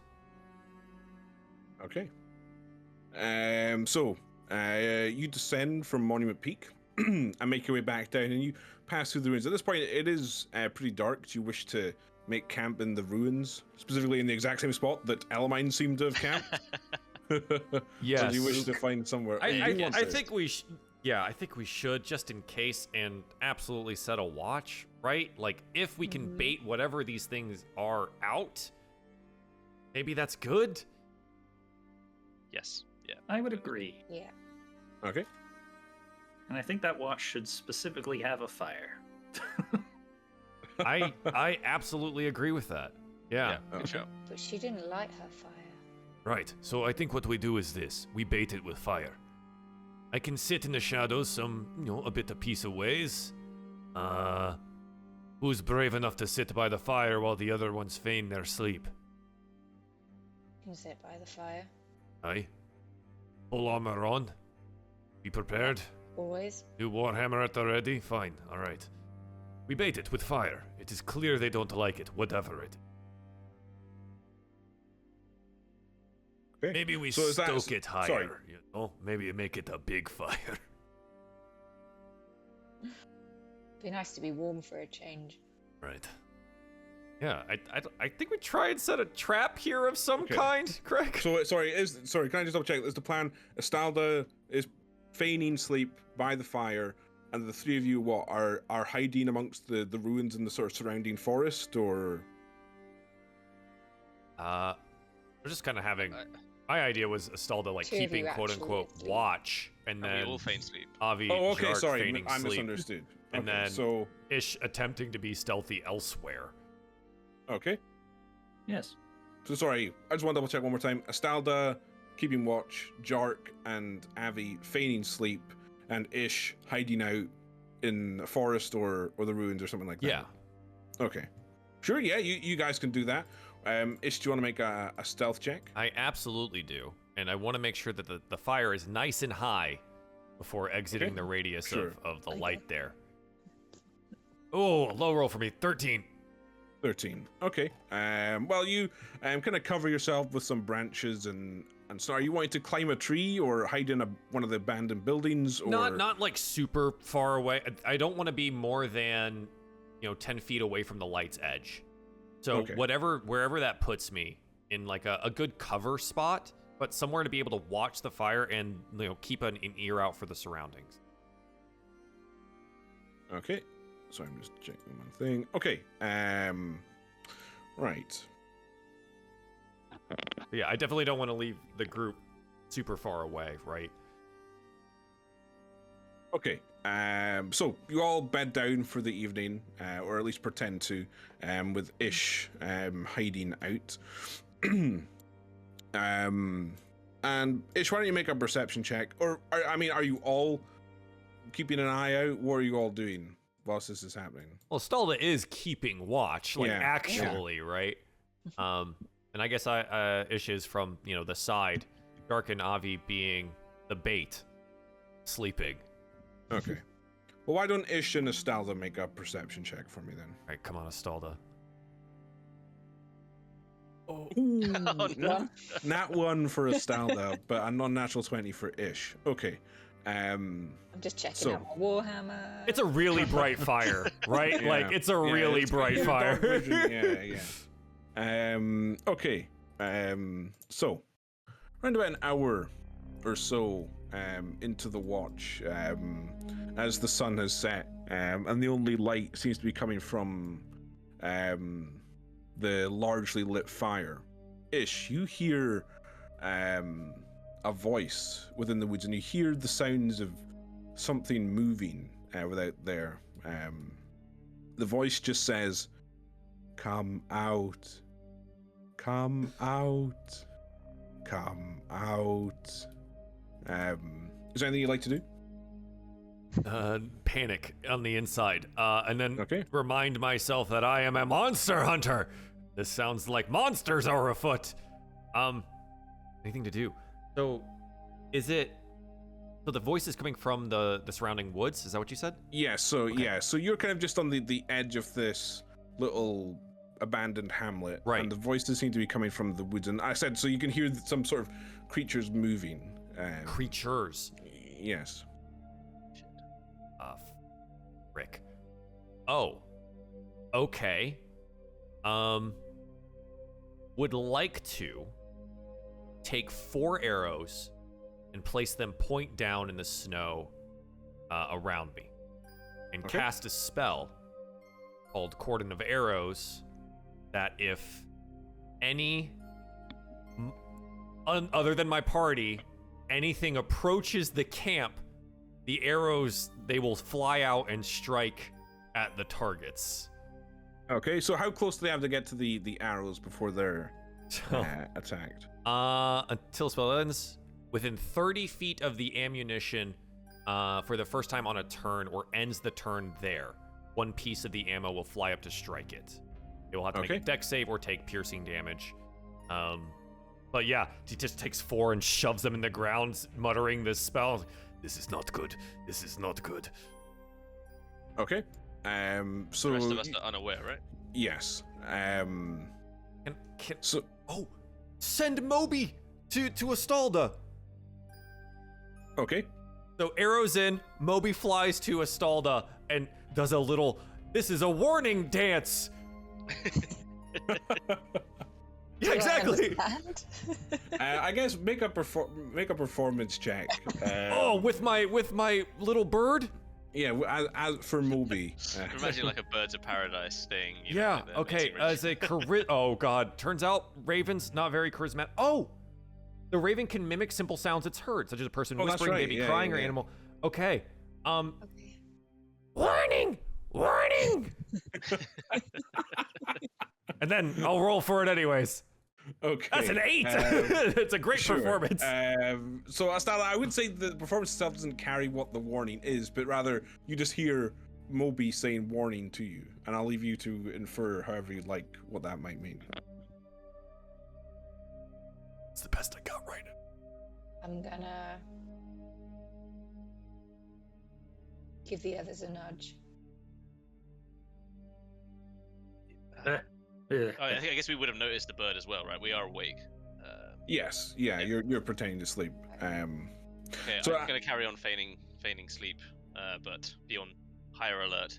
I mean, we know that was coming, I guess. Okay. We don't know what's coming. Yeah, I'm gonna stand and look towards where Ish is hiding. Okay. So Ish. At this point, the sounds of these creatures seems to get a little bit closer. And what was your perception? Sorry, it was 20. 20. So I would say you actually see these creatures before they even get close to your ammunition. Okay. At first, it looks like a human, almost about the size of a toddler, but kind of walking on their knees. Until looking closely, it seems to be some sort of half-formed human. Why? The moonlight seems to shine through oozing, glistening body, revealing floating bones and limbs that jut out. As well as that, you can kind of discern almost red veins that run within their bodies. And they kind of slowly slither and slide themselves across the snowy ground towards the campfire. And all the while they're saying, "Come out." But as well as that, you begin to hear voices within them saying, "The song is not ours." So we I hate it. Yeah, okay. So can I can't see anything at the moment. I'm too No, I'm afraid not. Can Estalda hear anything yet, or are they still quiet enough at the edge? No, I mean Estalda did roll a nat 1, so I would say you're ready for something after Ish's bird's warning, but you don't know what. I think she'd be slowly making her way that way, trying to. Ish has initiative here, right? Like they don't know where he's at yet. You can. Yep. In fact, why don't I just put us on to the battle? Yeah, I was gonna say. What do you mean? Ish There's no is battle here. just gonna do it. So I think they're actually a little bit further back just to stay out of range of your arrow. They've just kind of entered your. So I imagine you place the. I mean, do you want to draw where you would place? Well, yeah. Where do you think? Can you ping for me where you would have set Ish up for this, and I'll just drop. Sorry, hold on. Little token action and. I imagine Ish, because you said you wanted to stay within the fire amongst this tree here. Okay.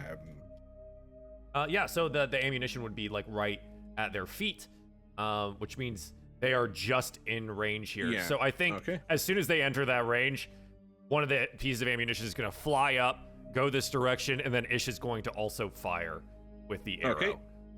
Sure. So do you want to do the spell ammo first? Yeah. So it's a dexterity saving throw for the creature, and then they will take damage from that. Is a spell save DC of 14. Okay. Well, it's an 11, so I assume that's a fail. Yes, it is. The DC is 14. I'll take a D6 of the piercing damage here, and then they'll take 5 points of piercing damage, and then Ish will fire at the same target. Okay.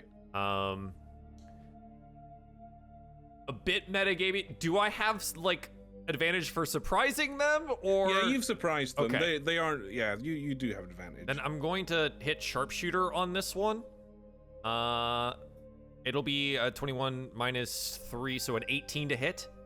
Okay, yeah, so that hits. So it'll be 8 plus 10 for sharpshooter. It'll be 18 total points of piercing damage.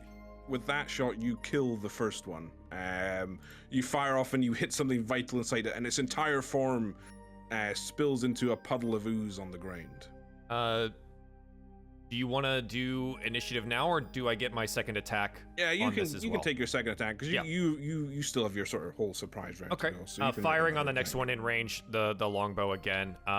It's not at advantage this time because I'm not hidden anymore, so it'll be a 7. Okay. So a 7 misses. Yeah. Okay. And then we'll yell out, they're coming! Okay. So with that, we'll roll initiative. And... Yay! We're doing it! We're doing the Dungeons and Dragons thing. I also rolled a 12. Wait, what is all of these 12s? Lovely. Oh, What in the world? Had to Even ruin the it. 13. Had to ruin it. Right, sorry, let me just roll for them. Oh, don't like that 17, Greg. Can you re-roll that one for Yeah, me? you wanna put that away? There we go. Okay, so so this one gets to me first. So it just continues to slightly find it's going to use its dash and close the gap towards you, Estelle. Now, as it gets close to the fireplace, you can see its entire body illuminated, and you can just see these limbs forming and the insides kind of that are almost transparent and see-through. And all the while, this creature is speaking in this weird sing-song voice as it gets closer to you. But that ends its turn. Avi, it's your go. Okay.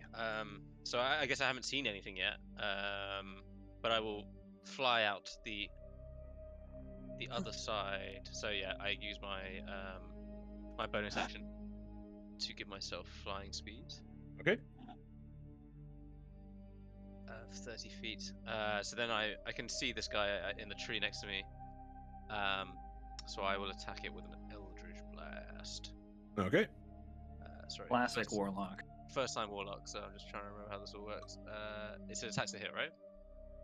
Yep. Is it not my? It's not I think. In your attacks and spellcasting box. It didn't add it for some reason yesterday. So what to do is just Just roll. I guess yeah, just roll a d20 and then we'll add 8 to it because that's what your spell attack is. So 18 hits. And if you roll the damage. No, sorry, that's a 10, right? 1d20 plus 8. Oh, you already. Oh, sorry, my bad. So sorry, 10. Yeah, so a 10 misses, I'm afraid. Should have taken the hit, man. I know you shouldn't have said anything. Yeah, so if you want to roll again. Okay, so 18 that time. That hits. You want to roll the damage. Okay. 10 plus 8. 18. 15 damage. Okay, yeah, so with that, you fire off a blast and just turn this thing into a splat as it is completely blown apart in front of you. Anything else? No, I'm just going to stay here in the air, hovering. Okay. So who's got the highest dex? So these guys have a +3. I am only +2. +4. Okay, so and Estelda, what is your dexterity? Okay. And what was yours, Jark? +2. Well, that worked out perfectly. We've got a 4, 3, 2, and 1. Okay, so Ish, it's your go first. Yeah, so at the top of the turn, the second of 4 of the cordon of arrows goes off. Okay. And so it's another dex save, right? Yeah, it'll be another dex save, DC 14. That's a 6. A 6, so they'll take a d6 worth of damage here for another 5. Okay. And then Ish is just going to fire down the line here with the longbow. I think, go ahead and cast Hunter's Mark on this one here with the bonus action grabbing at the bones and teeth around their neck and then firing off a couple of shots here. I do love the snail of Hunter's Mark. Yeah, right? The classic. It'll be oh,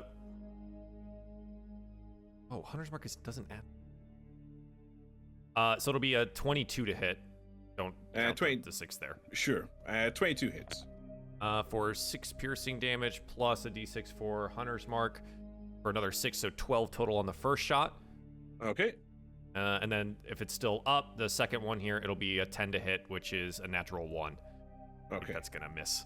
That's a miss, yeah. So your first arrow fires and impacts the creature, blowing off chunks of its oozing body, and the second arrow just goes wide.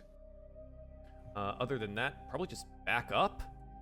Okay. The cordon of arrows maintains in that location, and it will still do its thing, but we'll just back up to the side of the wall here. Okay. So the next one, these guys are not fast, so this one will dash and slither quickly towards you, Estelda, but that ends its turn. Jark, what would you like to do? Aha, you've become within melee. One thing you'd notice is Jark's happy-go-lucky demeanor definitely changes in combat. He seems a lot more like regimented, I guess the right word would be. So yeah, Jark's gonna try to step around kind of these broken walls and Estelda, and seeing this oozing, gross figure, I'm going to take a big meaty swing with my longsword. Okay. Whack. 12. Come on. A 12 misses, I'm afraid. All right, second attack. Let's go. 14. 14 hits. Nice. Oh, really? Oh my Yeah. god. Jark, you're the best. I'm going to attack it. Damage 12 slashing damage. That's enough. So you swing your sword through, and almost as soon as you part its flesh, it just again dissolves into a puddle, reminiscent of the puddle you saw last night. Not last night. Sorry, a few nights ago. I hope that this doesn't affect anything with my sword, and he's just gonna try to wipe it off in the snow. Sure. Anything else, Jark? That's it for me. That's it for you and Estelda. Seeing them go down quite easily, I think she's just gonna run forward a bit. She's gonna cast Bless, I think. Okay. The 3 others. Okay. And then she's gonna run forward.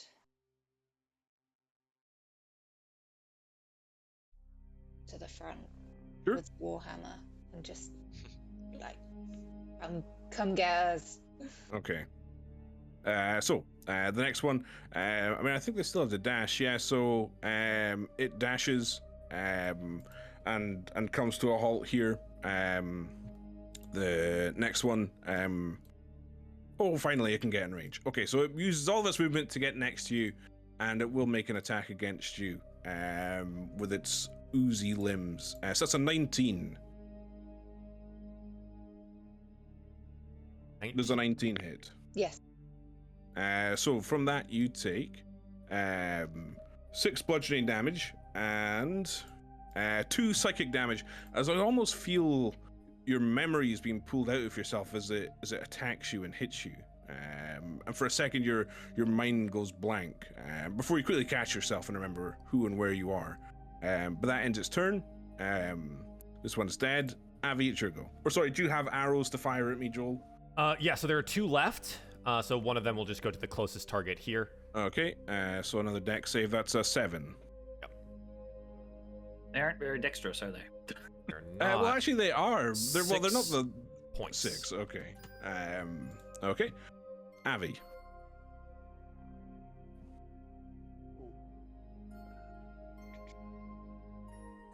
Sorry, just checking I'm not muted. Okay, I will just. I think I'm still in range of this guy, so I'm just gonna attack the one to the right. Again, just a 1d20.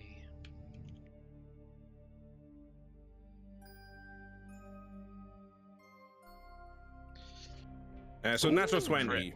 Okay. There you go. So yeah, that hits. If you want to roll the damage and double the die.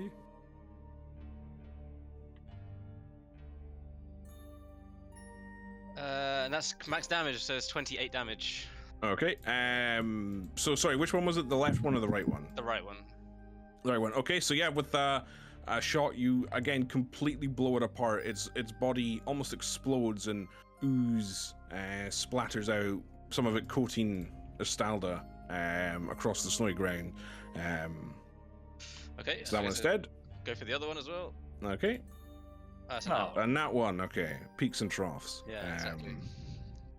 Anything else? No, I'll stay put. Okay. Just keeping an eye out behind for anything that's coming out of the woods if there's any woods in the other direction. Sure. Ish. Yeah, last target. Fire off a couple of arrows. Hope it comes to fruition here. That'll be a 21 on the first. That's a hit. For 7. Okay. And I believe that one still has Hunter's Mark on it. Oh no, that I would move Hunter's. Sorry. Okay, that one. sure. And then for So an extra 9 total. total. 9 total. It's still up. Go again. 19.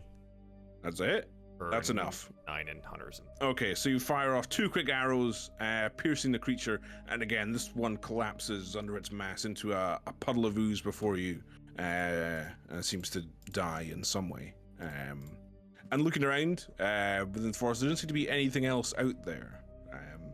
Seems like you managed to kill whatever these creatures were. Oh, that was surprisingly easy. Yeah. This was what I was attacked by? I'm concerned that there's going to be an army of them or something. I mean, Jark, does this look like what you saw in that room? I didn't really catch a good glimpse. I can't really see well in the dark, but this definitely is the same ooze that I'm kind of poking with my sword on the ground and in the snow.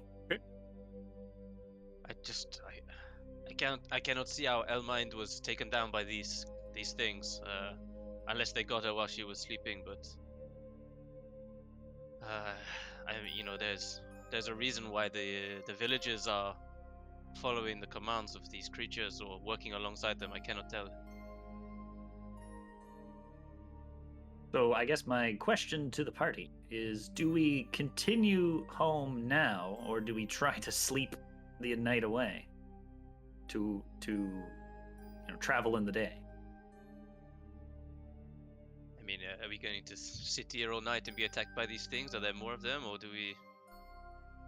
I don't know, Craig. Are we going to be attacked now?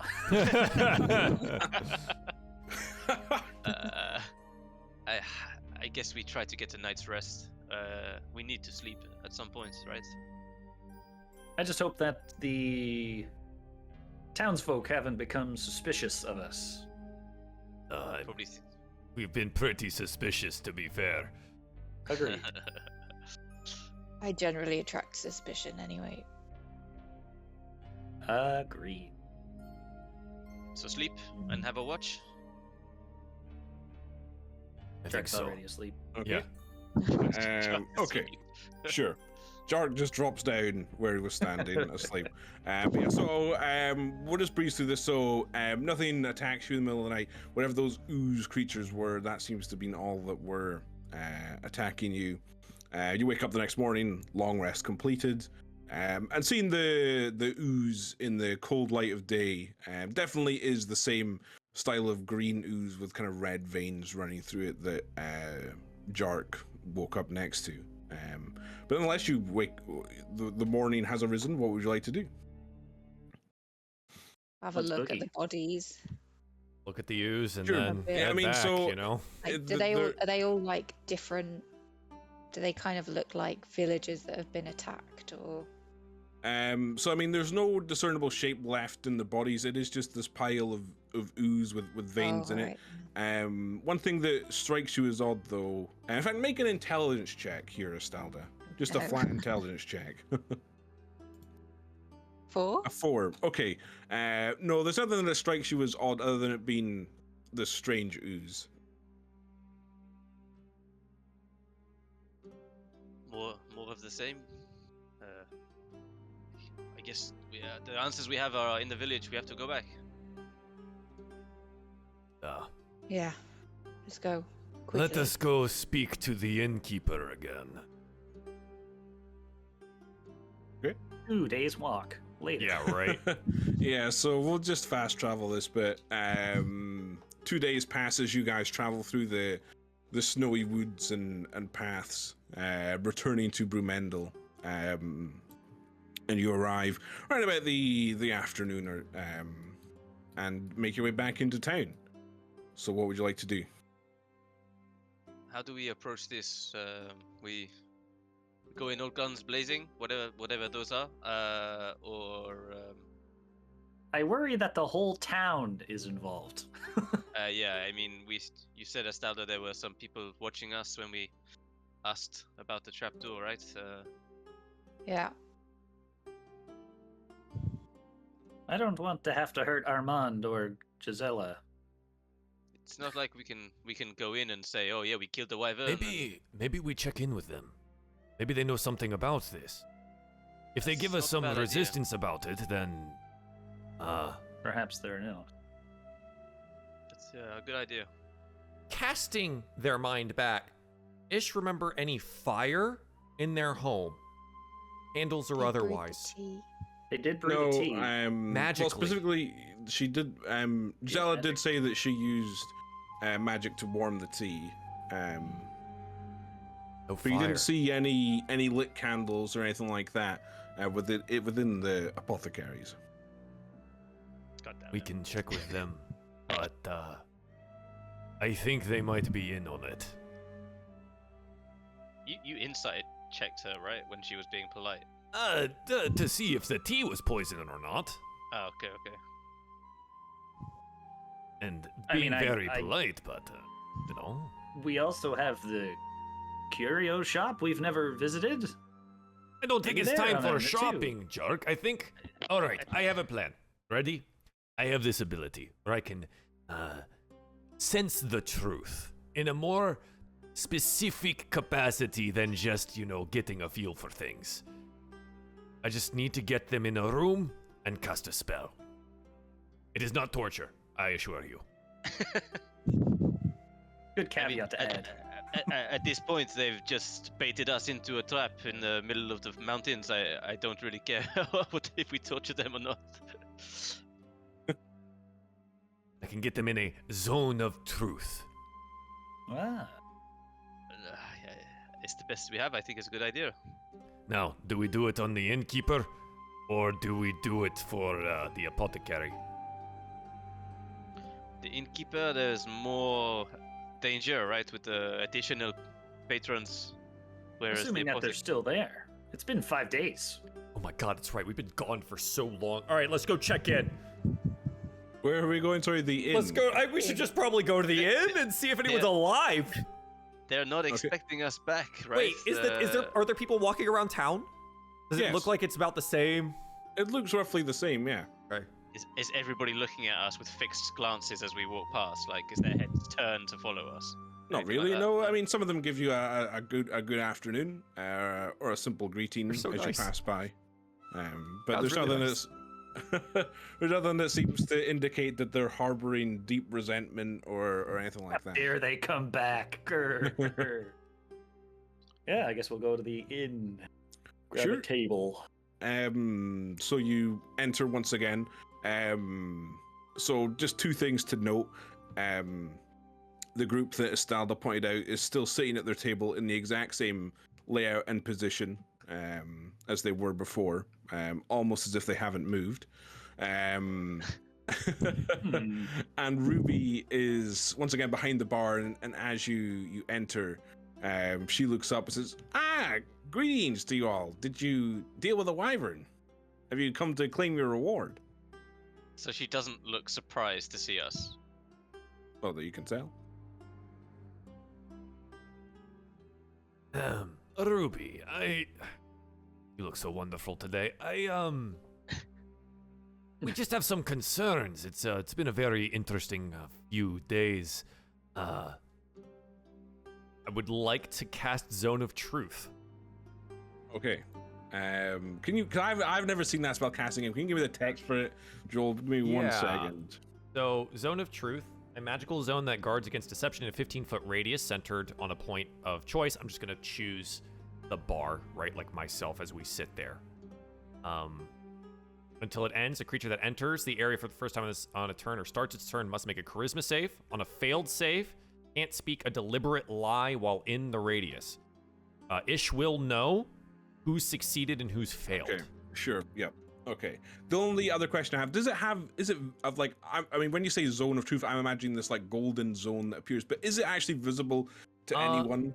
I don't think it doesn't say anything about that. It is not right? necessarily visible, but the casting of the spell is verbal, and Ish does have to make like hand movements to cast Okay, said spell. So it is I obvious guess what that you there's could- a spell being cast. I guess I would say is you can do a sleight of hand check if you want to make it subtle.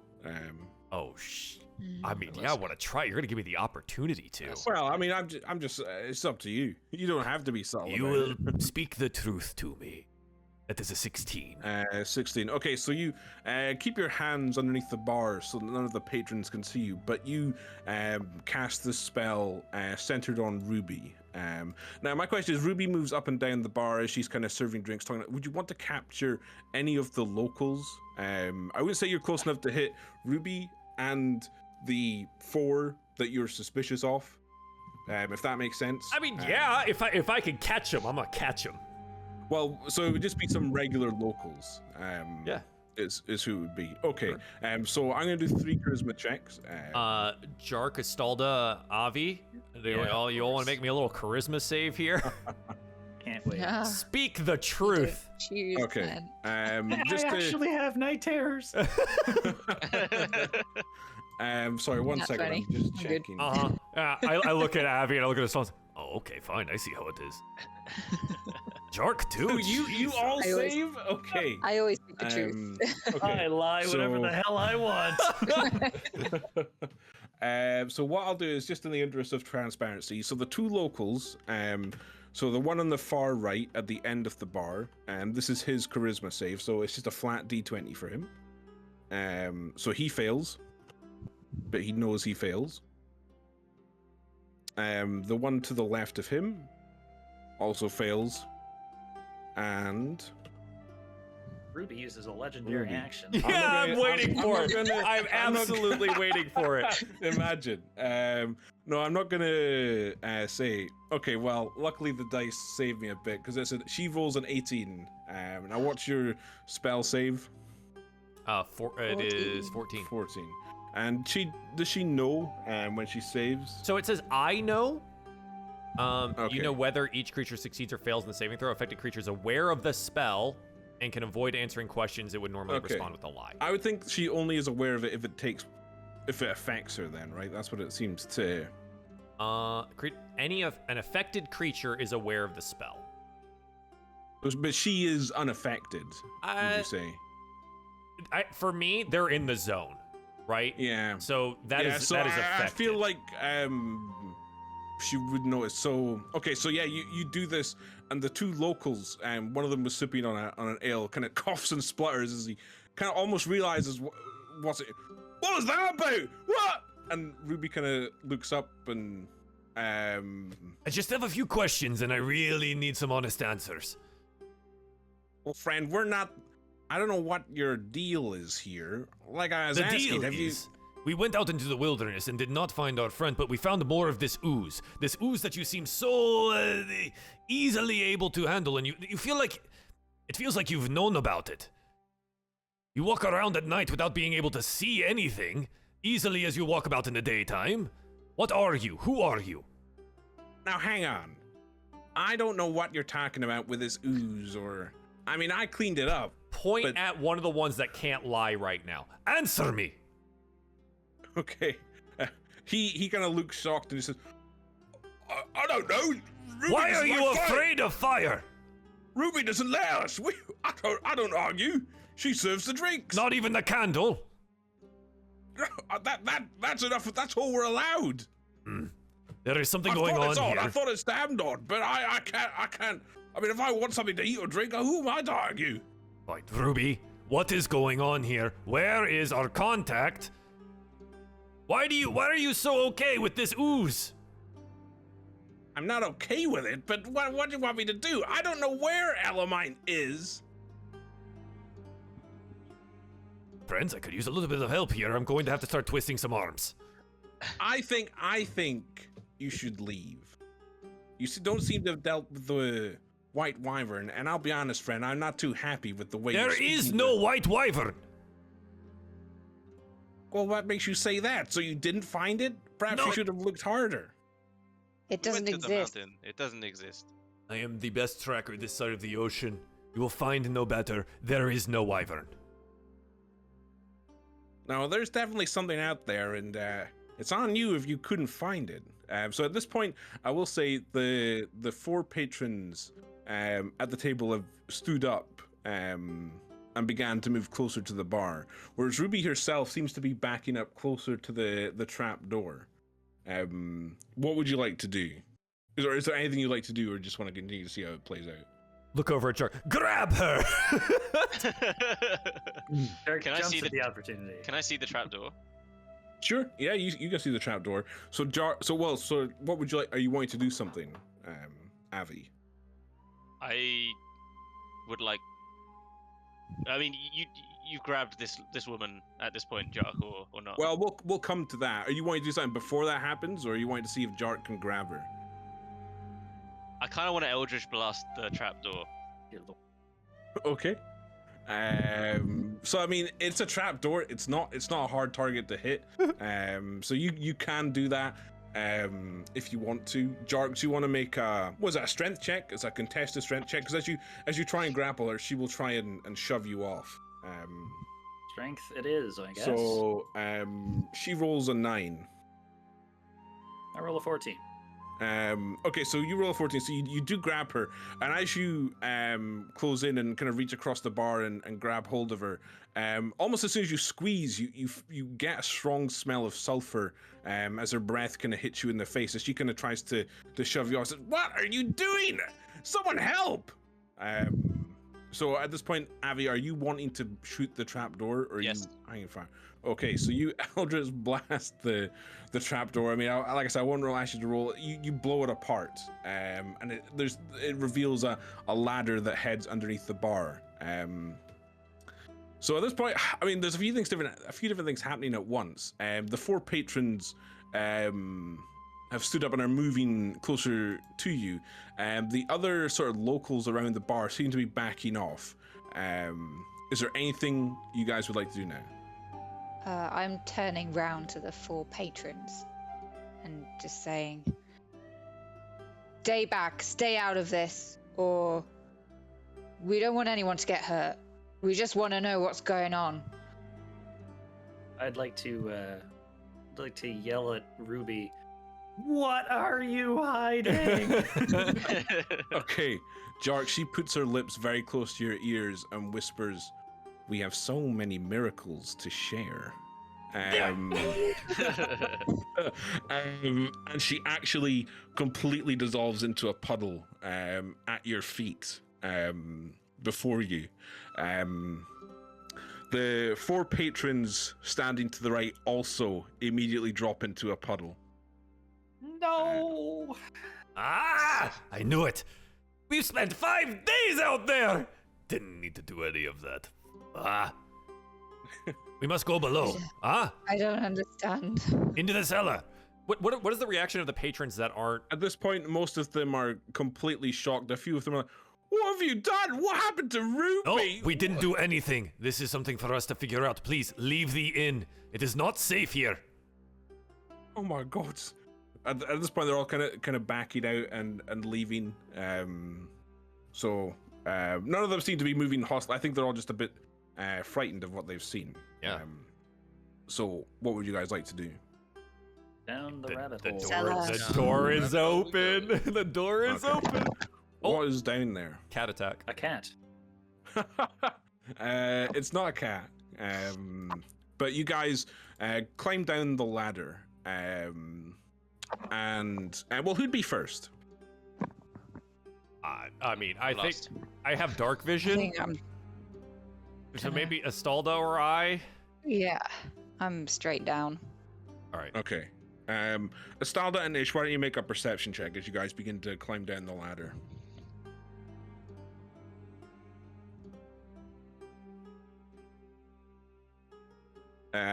So Astalda,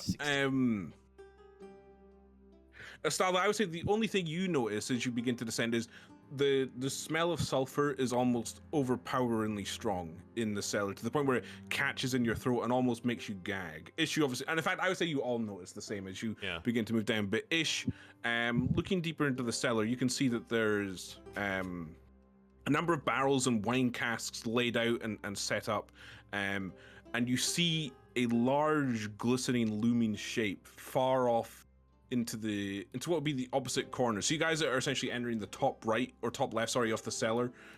Something large is moving in the bottom right, and in fact, it seems to be getting smaller and smaller as you are descending. I'll give you the opportunity to use an action here if you would like to target this large shape. Whatever it anything you is. would like to do, yeah. I can't remember. What's so weird? I'll fix that. Got very large on my screen. Yeah, it zoomed in. I clicked over to my character sheet. And it Typical did that. Joel wanting to be the center of the action. I don't know what just happened. That was so weird. I think that happened in Avernus. Did as it? well, with me? My screen just kind of zoomed in. It was That's weird. so yeah. I want to do something and then I'll figure it out. Can I focus my ire on him and on the thing in Slayer's Prey.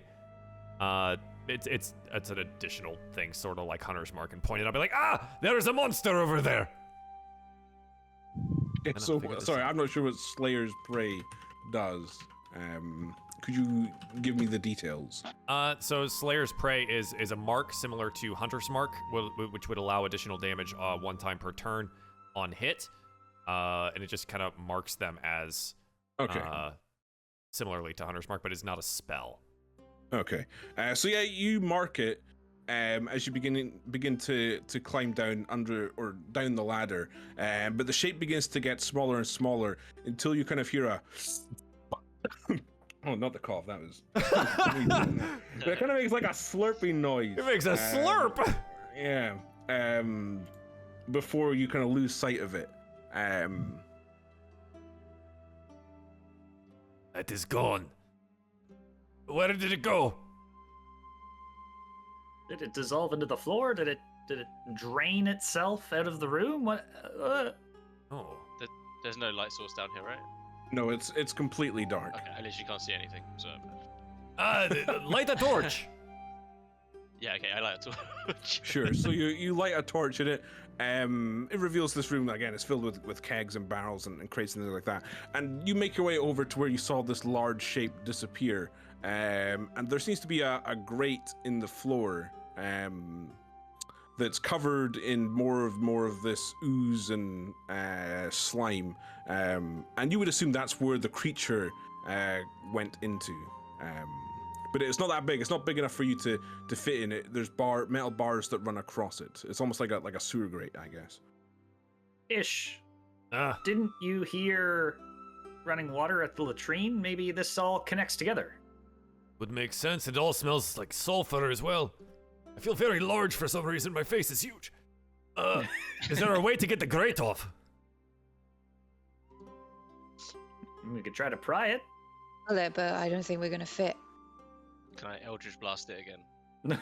I mean, sure, yeah, you can blow apart the grate, and looking down it is sort of a carved tunnel that leads down, but it's not big enough for someone to fit into. Moby, have a look. Can you see in the dark? Oh, no. Don't put the bird in the hole. Moby unfortunately Look. cannot see in the dark. Not an ability. How bird, big but- was the hole in the latrine? Oh, don't ask us to go down there. It might be the only option, though. Oh. But it's running water, right? We have to go to where the water is going. That's where these things have fled to. Maybe it came out the latrine. Maybe we don't need to go in. Also possible. I hope so, because I don't want to go swimming. I'll have a solution for it. I'm sorry. Okay, so we have a running water underneath the inn that goes underneath the latrine as well. Yeah. Okay, we have to head up and go to the latrine. It's the only other source we can check. All right, let's go. Okay, so yeah, I'll just make it quick. You guys ascend, pass through the inn, and make your way at the back to the latrine. There's no creature that's popped out there or anything like that. And looking down, you won't be able to squeeze through the hole here either. If that's what your plan was. Do we know where the water source goes? I don't think so. No, I don't think you guys have been told that. So. But we saw a river running through the village, right? There is, yeah. Running water would make sense. Avi, you might be onto something. Shall we check the river for pipe holes? Yeah, let's go see where it exits. Okay. So as you guys kind of pass out from behind the inn, you see several locals that sort of congregated in front of the inn. And in fact, you see the only one you kind of recognize is Gisela, who seems to have a tear-streaked face as she's kind of begging others to explain where Armand is. And they seem to be shaking theirs. Now, are you guys wanting to get close to the locals? Or are you wanting to steer clear of them? I mean, Armand is gone. Oh no. And she was very suspicious of. She was very cautious with Armand when we were talking with her in the apothecary. No, she kept on looking at him. Maybe she knows more than she said. May as well check. It's a good thing. Good thing to check. She may know where the water goes as well. Let's go ask, I guess. Nothing to see here. No, do not worry. So it's all under control. The locals say, "That's them. That's who did it." What? What the? Gisela kind of just stomps up to you and says, "Where is he? What have you done?" Ding. We did not do anything. We are trying to figure out the ooze problem. Do you have any idea where the latrine happens to deposit out into the running water? You can make a persuasion check here. Not good at these. Can I help? Yeah, you can help. You can have an advantage on it. Oh, good. I could roll separately. I mean, do whatever you want. Like, either Joel could do it. No, or he's good. He's got a 23. His persuading aura. Okay. Okay. So, as you're gonna speak to her, and she looks at you all and says, "They run under the town, but there's a river to the north that you could enter through. But what's happened?" I think maybe the town has been infested with some other beings that have taken on the forms of your former villagers, including your husband, I assume. I'm So sorry. at that point, her eyes kind of open, and she says, "I knew there was something wrong with him. He wasn't himself. But I didn't think something like this." I'm very sorry, but we must save the rest of the villagers. And actually just kind of nods and stands back mutely. What would you guys like to do? Can we head to the river? Sure. So you guys head out of town and head to the north, where you follow the trail of the river, and it seems to lead to a cave that passes underneath the town. You guys walk along the river, so you enter the underground cave, and the air is frigid and cold, and a strong smell of sulfur is carried by the breeze that passes through. The river seems to extend and head further into this cave underground, which I assume you guys follow. Yeah, we sure do. Okay. So as you enter this sort of underground cave, can I get one of you to make a perception check, please? That is Ish's specialty. We're gonna go ahead Okay. and do that. Okay, 27. Okay. Ish, surveying your surroundings, looking up, you immediately see the ceiling is covered in about 50 or so of these similar creatures to the ones that attacked you outside of town in the ruins. 50. Yes, 50. but they seem completely still and just hang from the ceiling. Do be careful. They are very still, but there are 50 of them above us. Will not make any sudden moves. Can you help us be more quiet, maybe? Do you think it's a good idea? No. And he'll do the same thing, and grab the bone necklace, summon the shadows again. Okay. Pass without a trace. Sure. So, do you want to all make a stealth check, or? It's a good plan. God damn it, jerk. Okay. 18. God damn it, that's With what? So Estella actually just flat rolls her stealth Yeah, because yeah. she has a Okay, magical good. item. And I don't. So I mean, the lowest you got was a 25 with pass without trace. So, Well, No, Jark- Jark is wearing at heavy nat Jark. 1. Oh, okay. So Jark, you go At a you got a nat 1. 13.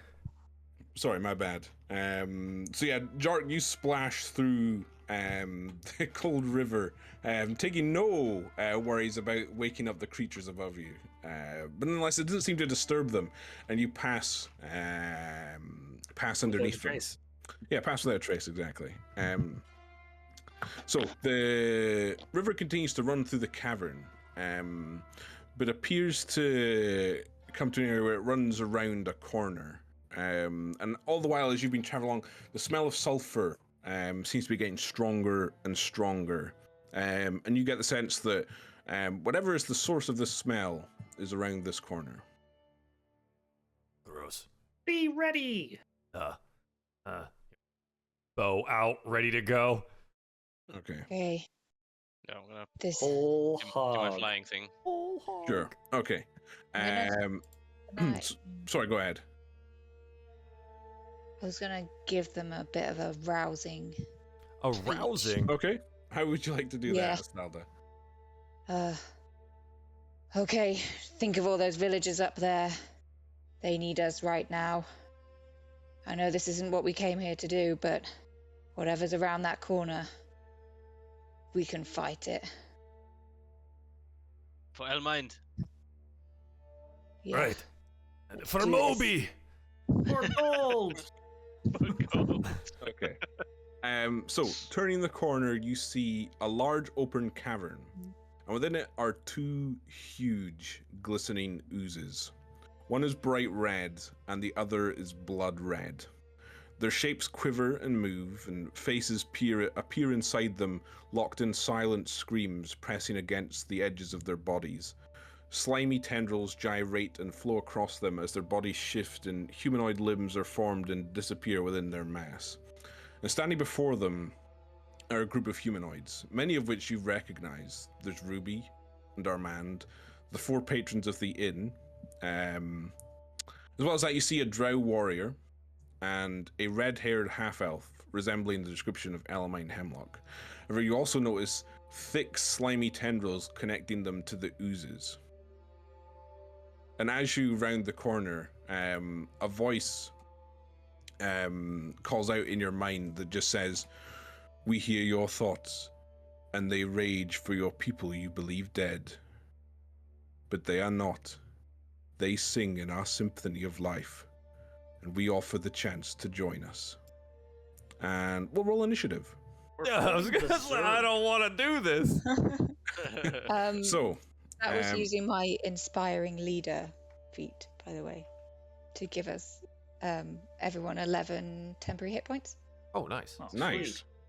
So I'll move you guys onto the battle map, Oh, and you jeez. should be able to see. There's a battle going on? Oh my god. So, I just so love you that. guys understand, these things are a little bit different in that so there's two different creatures here, and when it's their turn, the other creatures they control will also move. And you can tell which creature controls them based on the colors of the handy little dots I've added them. Oh, smart. Nice. But nonetheless, if you guys want to roll your initiative, and yeah, you guys are entering from the west there. Right. And hopefully this doesn't take too long, because I am aware, Joel, that we're on a time-sensitive little thing here. I'm sorry. It'll work. Jerk rolled a 5. That's a 20. I rolled a net one, which is a good thing because I just need 2 minutes. Okay. Right, sorry. 16 and 12. You have 11 temp. I don't- Nice. I don't remember ever rolling a good initiative, like ever. Ever? It never happens. Okay. Yeah. So, why don't I switch on to the mal music? And Ish, you get to act first here. How about you, green beastie? Bonus action.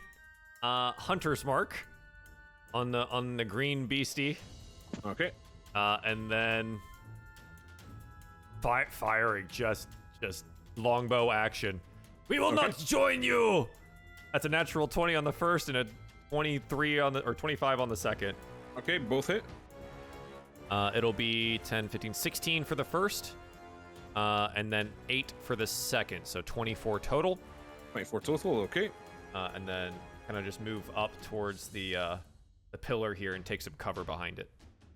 Okay. So my little green friend gets to go first here. So the one resembling Elamine will move towards you-ish, and she will swing with her sword. No, wait, we were supposed to be friends. Wait, you were supposed to have a warhammer. Sorry, I meant warhammer. Sorry, it's a sword on the sheet. You're right. Wait, how do you right, have the John. warhammer when Estalda has it? I've Yeah. got a warhammer. Oh my god, she has a second warhammer. She has 2 warhammers. It is a sword. It's a sword. Shut up. It's a sword. And she rolled a 24 anyway, so get fucked. Whoa! So that deals 5 slashing damage, unfortunately, with the first attack. And her second attack is a 19. That's still going to hit. Okay, and from that, you only take 4 slashing damage. Oh, good thing I still have temporary hit points remaining. The drow will also move towards you, and he will swing out with his sword. So I lost the concentration on Hunter's Mark already. Oh dear. Yep. So the first attack's a 19. Yep. And that deals 4 slashing damage. The second attack missed, and then Armand will also wielding the sword. He will move towards you, Jark, and swing out. First attack is 15, which I assume misses, and then a 16, and I assume that also misses. Okay, so that's their go. But now the ooze itself quivers and gyrates, and it will move. Let's see, 20 feet closer to you, Jark, and It moves. It does move. Oh, great. Love that. 2 large, slimy limbs swing out from it. The first one being a 19 to hit. That misses. Bloody hell. The second one, 14. It also misses. And I'd like to riposte if I can. Okay, do you need to be within 5 feet? Is he actually not close enough? I don't think he's close enough. Okay, never mind then. Oh, well, actually, no, He's a huge ooze. you can have it. You can have it. Okay, so yeah, when a creature misses me with a melee attack, you can use your reaction to spend a superiority die to make a melee attack against the creature. Okay. I'm going to whack him. And 11. Add... Oh, if I hit, I attack. Yeah. So yeah, 11. Does 11 hit the giant ooze? No, it does not. What? And then I need you to make a wisdom saving throw. I've already done this. I don't want to do it again. It is happening again. It's 9. That's not good. That's a fail. You take 39 psychic damage as you feel the memories of your being being eaten and stolen away. Your very essence is being drained, and for the time being, I'm going to give you a little mark. You now have to subtract a D4 anytime you make an attack roll. Oh, good. That ends it his turn. So these guys will begin to move and dash forward. Oh, they're running far. They are going far. Though I think for most of them, they can't quite get in range in time. Oh, I'm in a bad place. Oh, there's a lot of them. Yeah, we're kind of crowded together here. And the ooze itself will move here, and then Are you just killing Jark because you don't like him? I mean, I don't like Jark, but I'm not killing him for that reason. Not for that reason. Still going to die. Avi, I need you to make a wisdom saving throw.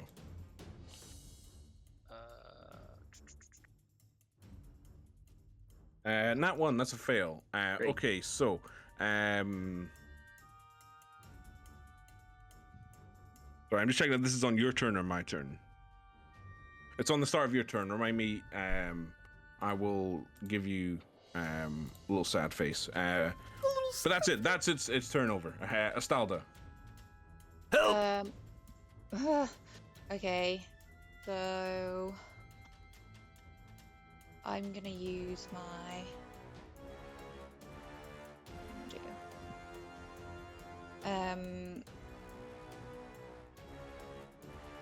I'm gonna cast Bless. Okay. Who are you blessing? Everyone apart from me. Okay. Actually, hang on. If I cast it at a higher level, I think I can do all of us. Okay, is that what you'd like to do? Yeah. Okay. Yeah, so you've all got plus D4 to saving throws and attack rolls. So I have minus So that D4 plus a cancels D4. your D4. Lovely. And then I'm gonna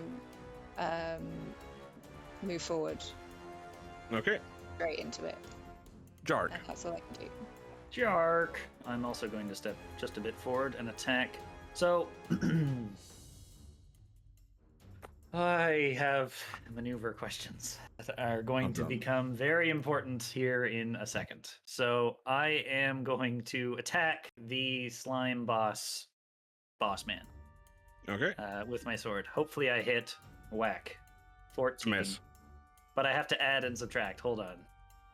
Okay, so Add, subtract. Damn it. okay, so you finished on what? A 10? I did, Or a 12, sorry. 12, yeah. Okay, well, that missed, so I'm going to attack the ooze once again. Damn it. Wow.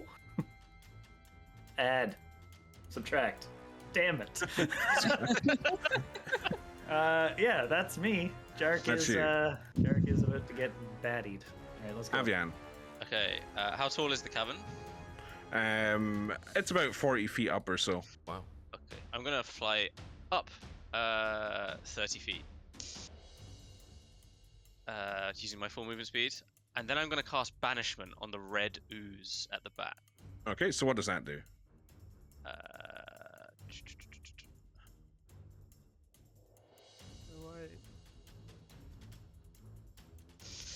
So yeah, basically I want to. He has to make a charisma saving throw. If he fails, Okay. I'll tell you what it does.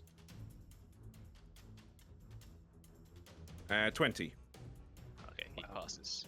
Okay. That's okay. That's That's that. you. That is. Ish. Oh, I'm in a bad spot. Gonna go ahead and take the disengage action. Can I fit Okay. through this spot? Yeah, you can. Yeah, that's no All right. problem. Getting back this way. Oh, hello everyone. This is great. Wonderful. Good to see you all. Want to...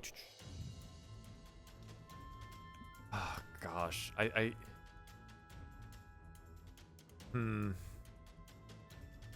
gonna use my Fey gift to take the help action as a bonus action.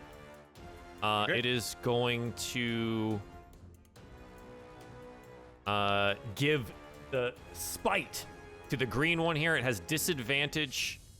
I'm gonna help Jark with an attack, giving him advantage, and whoever he hits, if he does hit, has disadvantage on their next strike. Okay. I have that same ability, but a different way to say it. That's so cool. Yeah. Right, so Jark's getting buffed and debuffed all the time. Oh, Yes. yeah. Okay, anything else, Ish? That's all I got. Okay, that's their turn done. Green Ooze will make 2 attacks against you, Jark, again. The first one. For goodness sake, there's 17. Misses. 21. That does hit. You take Stop hitting me. 17 bludgeoning damage and 6 psychic damage. And then I need you to make a wisdom saving throw. Jark's going down, boys.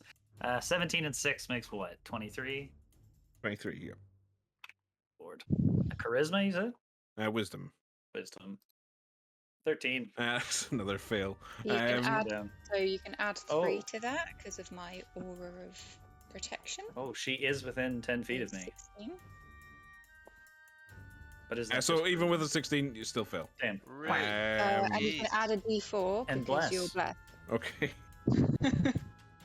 Ah! That's a Ah! success. You succeed. on. Thank God. Jark's Okay. going down. Okay. Now for the red one. God, it's not really got a lot to do here. Attack the other ooze. So the I forgot to make the green guy. His fellas have got to do some attacks. So Armand, 2 attacks. That's a 17 and a 12 against you, Jark. Nope. The drow will move up to. In fact, he's going to walk past you, Astalda. So you get to take an attack of opportunity here if you'd like against them. Please. I'm gonna whip out the warhammer. Whack him. Okay. So you hit. Do you want to roll damage? So 8 bludgeoning damage. So you swing your warhammer at this creature and you crush its spine and you hear the bones snap, but the creature almost just seems to ignore you and keeps walking by, and no discernible damage seems to have been done to it. Its capabilities don't seem to have been reduced. I would the creature. I'll just say, don't waste your time attacking these people. Attack the oozes. Their people can't be damaged. Well, then stop chasing me, please. The Elamine one will swing out towards. Wait, no, because the drow still gets to make some attacks against you, Joel. Sorry. No, please don't. So that's 15 and a 14. They both hit. Oh, bloody hell. I have so leather that's armor. I'm a bow-wielding guy. I'm not supposed to be chased down. 18 slashing damage altogether. 18? Yep, altogether. Astalda, that's an 8, which misses, and then an 18. That misses. Okay. So now the red one's the dwarf. He'll attack you, Astalda. That's 15 and a 19. 19 hits. 19 hits. Okay, so you take 4 slashing damage from the first attack. Ruby, that's a 17 and a 12 for her 2 attacks. On me? No, they Yes. both miss. They both miss. Okay, and the female orc can get close, and she will also make 2 attacks. That's 19 and a 17. 19 hits. 19 hits for 9 slashing damage. And then the other 2 can't quite get past. So now it's the red oozes, or the ooze itself's go. It will slither a little closer. And I need Jark, I need you to make a wisdom saving throw. Fucking hell, 2. I don't think there's much to be done here, even with all the bonuses I possibly can We're have. just gonna die. And Jark's just gonna die. Luckily, this isn't canon. Really. Craig said that at the beginning. So you are paralyzed. So you're incapacitated and can't move or speak. You automatically fail saving or strength and dex saves, and attack rolls against you have advantage, and any attack that hits you is a critical. I love Hold Person. It's such a great spell. It's the second time I've died to it. Fuck. Astalda. Hit anything yet?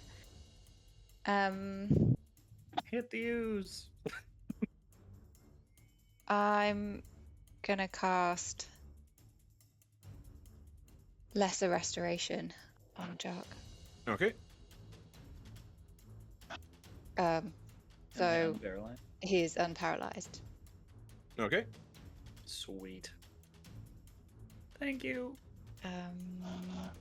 And that's my action. Okay. Jark. Oh my god, I'm alive. And not dead. Okay. So I am going to, let me just measure this out here. Oh, I can't hit her. I mean, they're ooze though. That's a terrible weapon to use against ooze. But I'm gonna, I don't know. Use any weapon, or Yeah. we're going to die. I know. Okay. Well, we'll just slash, I guess. We're gonna slash. I get advantage on this because of Ish. Yes. So that's a 25 to hit. 25 hits, yep. Awesome. I'm going to use Distracting Strike to expend one of my superiority dice. Now, the next time somebody other than me attacks this thing, they also get advantage. It's Okay. only the one. And I add a d8 to its damage. Okay. Oh, I'm sorry. Yeah, sorry. It's this damage I add the superiority. So I gotta whack this. It's 10 plus 3, so 13 slashing damage. Okay. And second attack, don't get advantage on this one. 19. So do you want to do your blast and because it didn't really count for the last one, but your This one might matter. it might matter. 4. 20... So that was the blast, and then. Oh yeah, sorry, plus pain. minus. Well, Fuck. okay, so it did nothing. So still 19 hits. 19's great. Awesome. Oh, I realized what you're saying. I could have actually rolled less than that. Attack. 9 slashing damage. Okay. And I'm going to action surge because I feel like if I don't now, I'm never going to. Sure. And I'm going to attack with my long sword again. That hits. Well, roll your dice. 2d4. That doesn't matter. No. Awesome. Gonna whack away. 10 slashing 10 slashing damage. Okay. And I am going to use a superiority dice for a maneuvering attack. So I'm obviously attacking the green guy. So I'm going to get Ish to be able to move half of his movement speed away from any a more advantageous location. Yeah, this is a pro attack opportunity. You can move half his movement speed. Blah blah blah. Yeah. So you can move half your movement speed Ish Half. now. Actually. Okay. Yeah, just back out the cavern, I guess. Here you go.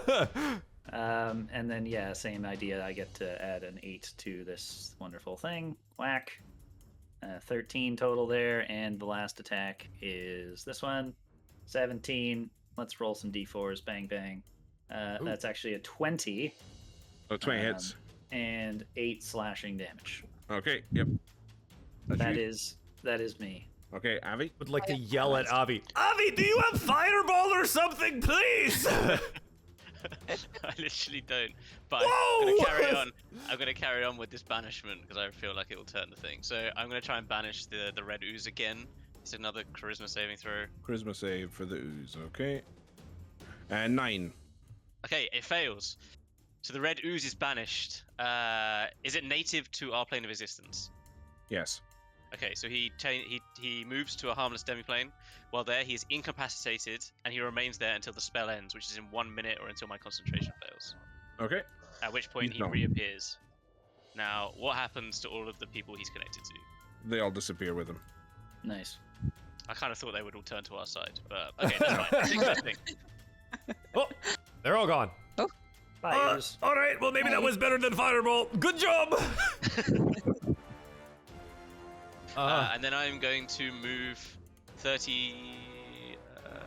Who's going to move? No, I'm just going to stay flying up in the air. Okay. Ish. Designating red guy with Slayer's Prey this time since my Hunter's Mark was dispelled due to concentration failure. And then is going to just fire longbow shots in this general direction. Those are You get 25. advantage on your first attack. Oh, okay. 25. So yeah, 25 hits. So it is going to be 10 total points of damage. And then second attack without the advantage is a 27. That hits. For 12 points of damage. Okay. Anything else? Just really hoping the drow doesn't close the distance. No, that's it. That's all I got right now. Okay. So green ooze. So yeah, the drow is going to close the distance. Come on, man. No. So the first attack, that's a 19. That's 6 absolutely. slashing damage, and then the second attack is 13. A 13 will just miss. Will just miss. Okay. Alamine will switch targets to you, Jark, because I think you're pretty close to going down. How dare you? That's a non-natural 20, That does it. 10 slashing damage, and then a 9 on the second attack. Jerk's standing strong. Armand will also attack you. Of course he will. That's a 13 and then a 15, both missing. And then Yes. the ooze, 2 attacks from the ooze at you first. That's 13 on the first attack, 17 on the second. Miss. And then I need you to make a wisdom saving throw. I'm so dead. Oh, 10 10, you plus fail. 3 plus. Even with a +3, you still fail. You take 51 Damn it. psychic damage. How much? 51 psychic damage. Jerk has Um, inevitably fallen down. So more of Jark's essence pours into the ooze. Jark, for what it's worth, you now have to roll a d8 when subtracting it whenever you make an ability check. Is a death save considered an ability check? I guess it would be. No, surely not. It's actually different You specification. would know better, Joel. So what is it not? No. It is not, because it is specified differently as an exhaustion, right? So like you don't get disadvantage on saving throws until later, so it's like clearly a separate thing. Okay. So the other ooze is still banished, so Estalda, sure go. Estalda's gonna curse and say, "Ugh, bloody fighters," and then she's gonna use her lay on hands Thanks. to give you 30 A lot. HP. Go on. 30 HP? Thanks. Enough? I mean, he just hit me for 59, so probably I- not. I know. I'm Thank trying. you. I'm trying. Doing great. Okay, so that's my action. And then as my bonus action, I'm going to use my channel divinity to which one is it? Vow of enmity on the green ooze. So it Okay. basically gives me advantage when I actually manage to attack it. Okay. Instead of trying just to get jerk from. Instead of getting Jark. So Jark, you're currently prone on the ground, but also you don't even remember how you got here. Yep. Your memories of recent events have completely disappeared. Jark will stand up. Okay, Jark, you see an ooze before you. I mean, even a stupid jerk would understand that ooze is bad, right? Yeah, you probably would. Yeah, I'm going to attack the ooze with Okay. my sword. 10. 10, so we won't That's even bother. actually, That's 2. yeah, don't worry about it. That's a miss. Am I even blessed? I think you're still Anymore? blessed, Still right? are. Yeah. Okay. I just didn't know if like I got incapacitated or died with it. Fair. Attack again. 19. 19, so if you want to roll a This d8. matters. 6. Fuck. 13. Okay, so now roll the d4 for bless. Jesus.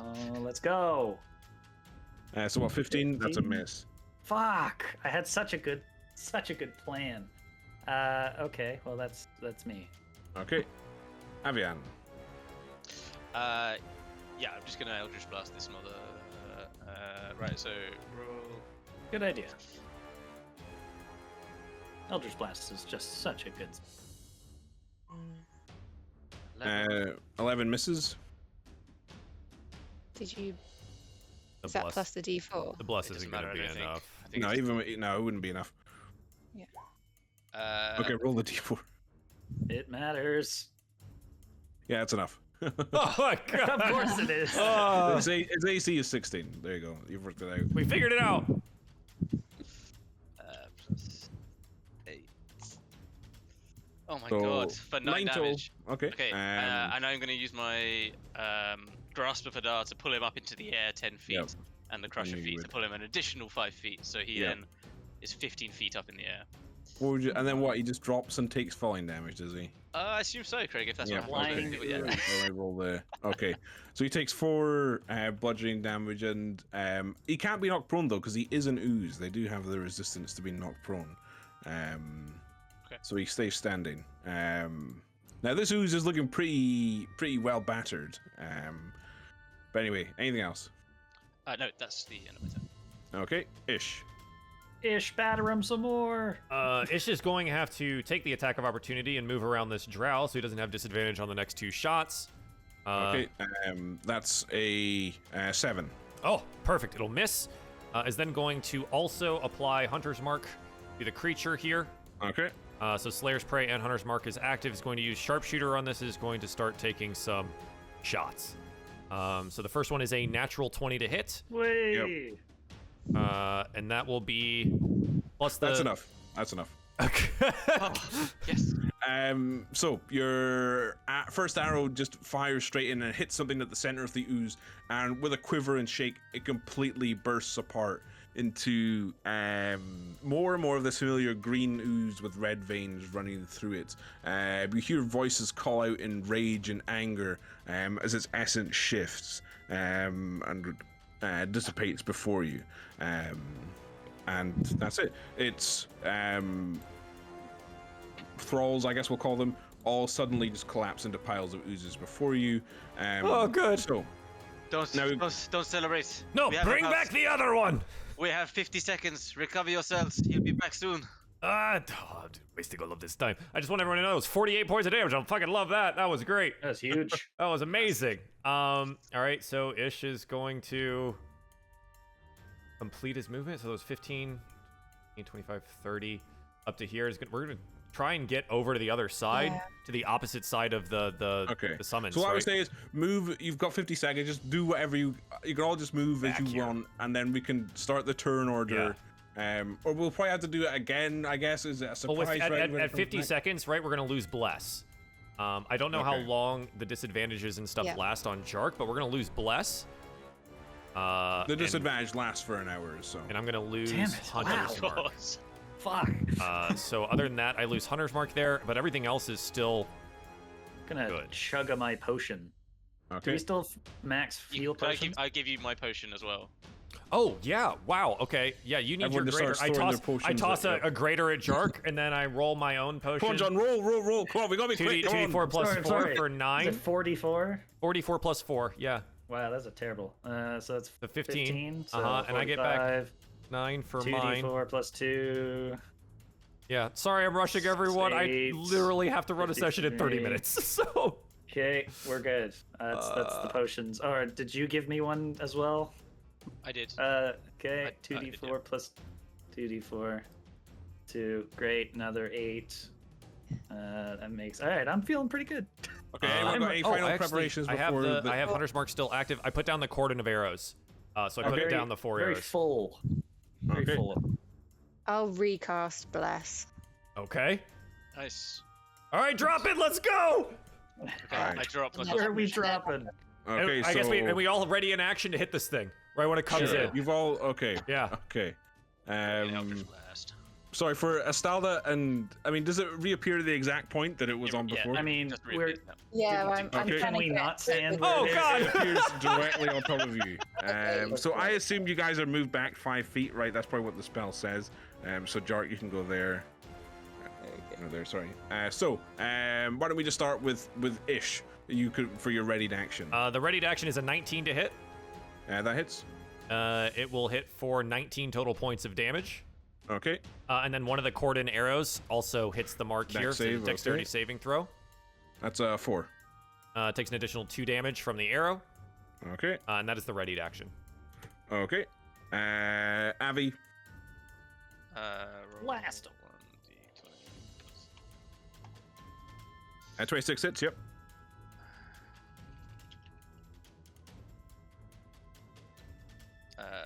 Oh, sorry, that's 15 points of 15. damage. 15. Okay. You're This is a good at turn, what you right? roll then. So I'm going to do. No, this is a surprise. Well, not a surprise. It's your reaction. Ready to action. It's just a reaction. Your readied action. So I don't it's get not to turn. pull him. Oh, I assume you get to You use can the feet still though, right? pull. Pull Yeah. him up in the air and drop him again. Yes. Okay. So that happens. So he takes another d6. He takes 2 damage, 2 bludgeoning damage. Jark, your ready action. Go, Shark, go. Roll. Oh, I have to roll a the d8. I'm so and the- sorry. Oh, 7. So God. 15. 15. Fuck's Well, sake. even because you're blessed again, right? So it's Yeah. going to be a Oh. minimum 1. So yeah, you still hit. Yay. Okay. So and 14 that's slashing. Slash. That's max Okay. damage. Go me. Nice, good job. And finally, Astalda for your ready action. Smite them, almighty smiter. 5. 25 hits. Yep. For 8 bludgeoning damage. Do I Okay. just get one? Yeah, it's just 1 attack on a readied action. Okay, so once again, the start Oh, yeah. of the turn. So Ish, what would you like to do? Another arrow from Cordon goes up. Okay. Dex save. That's 18. Okay, he's gonna make the save there. Does not take any of the damage. But we are going to Hunter's Mark him and start firing arrows here. Oh, that's gonna miss. Okay, first one is gonna miss. The second one, I believe, is gonna hit if I add my bless to that. Is gonna be a 19 to hit. Yeah, that hits. Okay. With that, it'll be Dear Lord. 27 total points of damage. Bloody hell. Okay. Yeah, you have severely damaged the ooze. Anything else? That's it. They can't come over to me. I'm surprised that the rest of the creatures don't come back. They don't come back. That's wild. Yeah, you got pretty lucky with that one. Oh, nice. Love that. Jark, I need you to make a wisdom saving throw. Stop, Craig, please. Wow. This is my favorite part of the entire game. Okay, yeah, it's a fail, even with the +3. So you take. Sorry, what was that? +3 because he's within 10 feet, and plus bless. Even with that, it's a DC 18. Okay. So it's By a one. so you take 31 psychic damage, Jark. Nice. As once more and more of your memories are pooled, the dice changes to a D12 and a D12 Wow. now. Are you still standing? Sure. It's going to then make another attack with its pseudopod. So it's a natural 20. Great. Oh my God. That's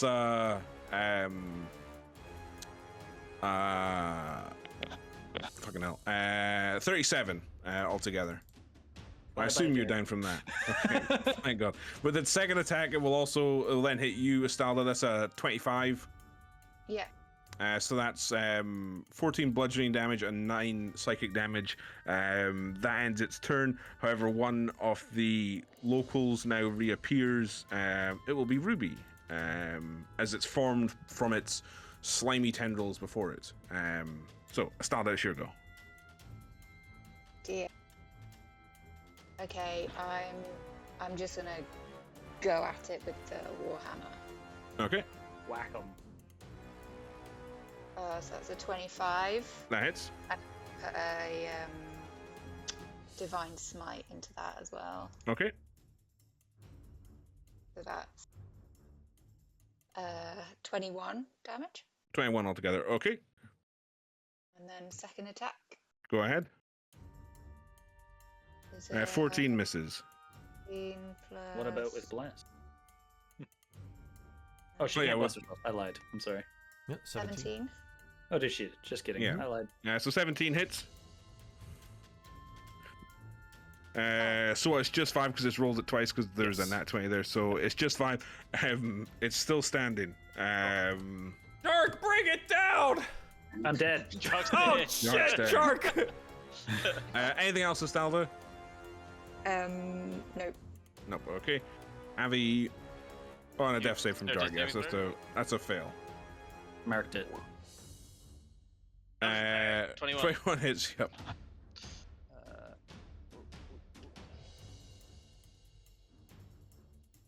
And that's enough. That's enough. It's enough. So you fire off. I'm trying to be quick for Joel. I appreciate it. I'm so sorry. So, you fire off a shot, and the ooze itself completely explodes. Jark gets showered in the slime. It begins to cough and sputter in it. But otherwise, that seems to have been the creature dealt with. Ruby, before you, just falls into a pile of ooze alongside the body, and that seems to be it. I stabilized Jark. Sure. So you stabilize Jark, and what I'll do is, guys, so just because we are pressed for time, I'll just run off a little prologue of what would happen afterwards. Just so, oops, that's the wrong song. Those creatures were called oblexes, or oblexes, or I'm not sure what the plural is, but essentially they mimic, they consume the memories and personalities of people and mimic the people they consumed, and eventually they would take over a town or a village or something like that. So that's what they were doing. They were slowly assimilating the population and consuming them and growing, and that's what the smaller ones are when an oblex gets so big and filled with memories and personalities. A part of it splits off and forms a new being, essentially.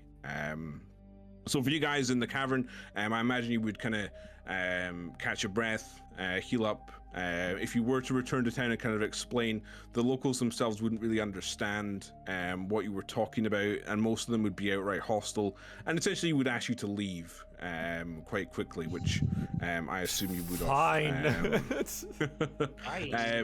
You would, if you did return and explain what happened to Alamine, you would also be paid your 2,000 gold bounty by the guy whose name I can't remember from the very beginning. Tremdar Murgo, who hired you, so he would pay you that. Tremdar. So that's it. That's everything. Just as one final note before Joel ends this video, for anyone at home who really liked that campaign and wants to run it themselves, it is actually an encounter of the week that D&D Beyond themselves published. I changed a couple wee things, but you, as all the details and things like that, you need. So I'll just paste it in our Discord, and Joel, I know you want to put it in the video description. Sure, yeah, I'll drop it. And it has all the details of how to run it and things like that. Awesome. That was fun. Yeah, that's it. That was I great. hope Great everyone had job, fun. Craig. Thank you very much. Ah, Yeah, great job. that was so much fun. Thank you, everyone, for watching. Yep. I do appreciate it. Thanks for going real fast on the combat. Fastest combat we've ever had in I know. ever. That was great. We should try that more often. Yeah, all right. I know. John just has to die. It's fine. Wow. And yeah, there's gonna be more of Craig doing stuff over on Merchant's channel. The revival of D&D over on Merchants soon. And Craig's gonna DM. It's gonna be awesome, and we're all gonna be there. So be there. And goodbye. Bye. Bye. Bye. Bye. Bye.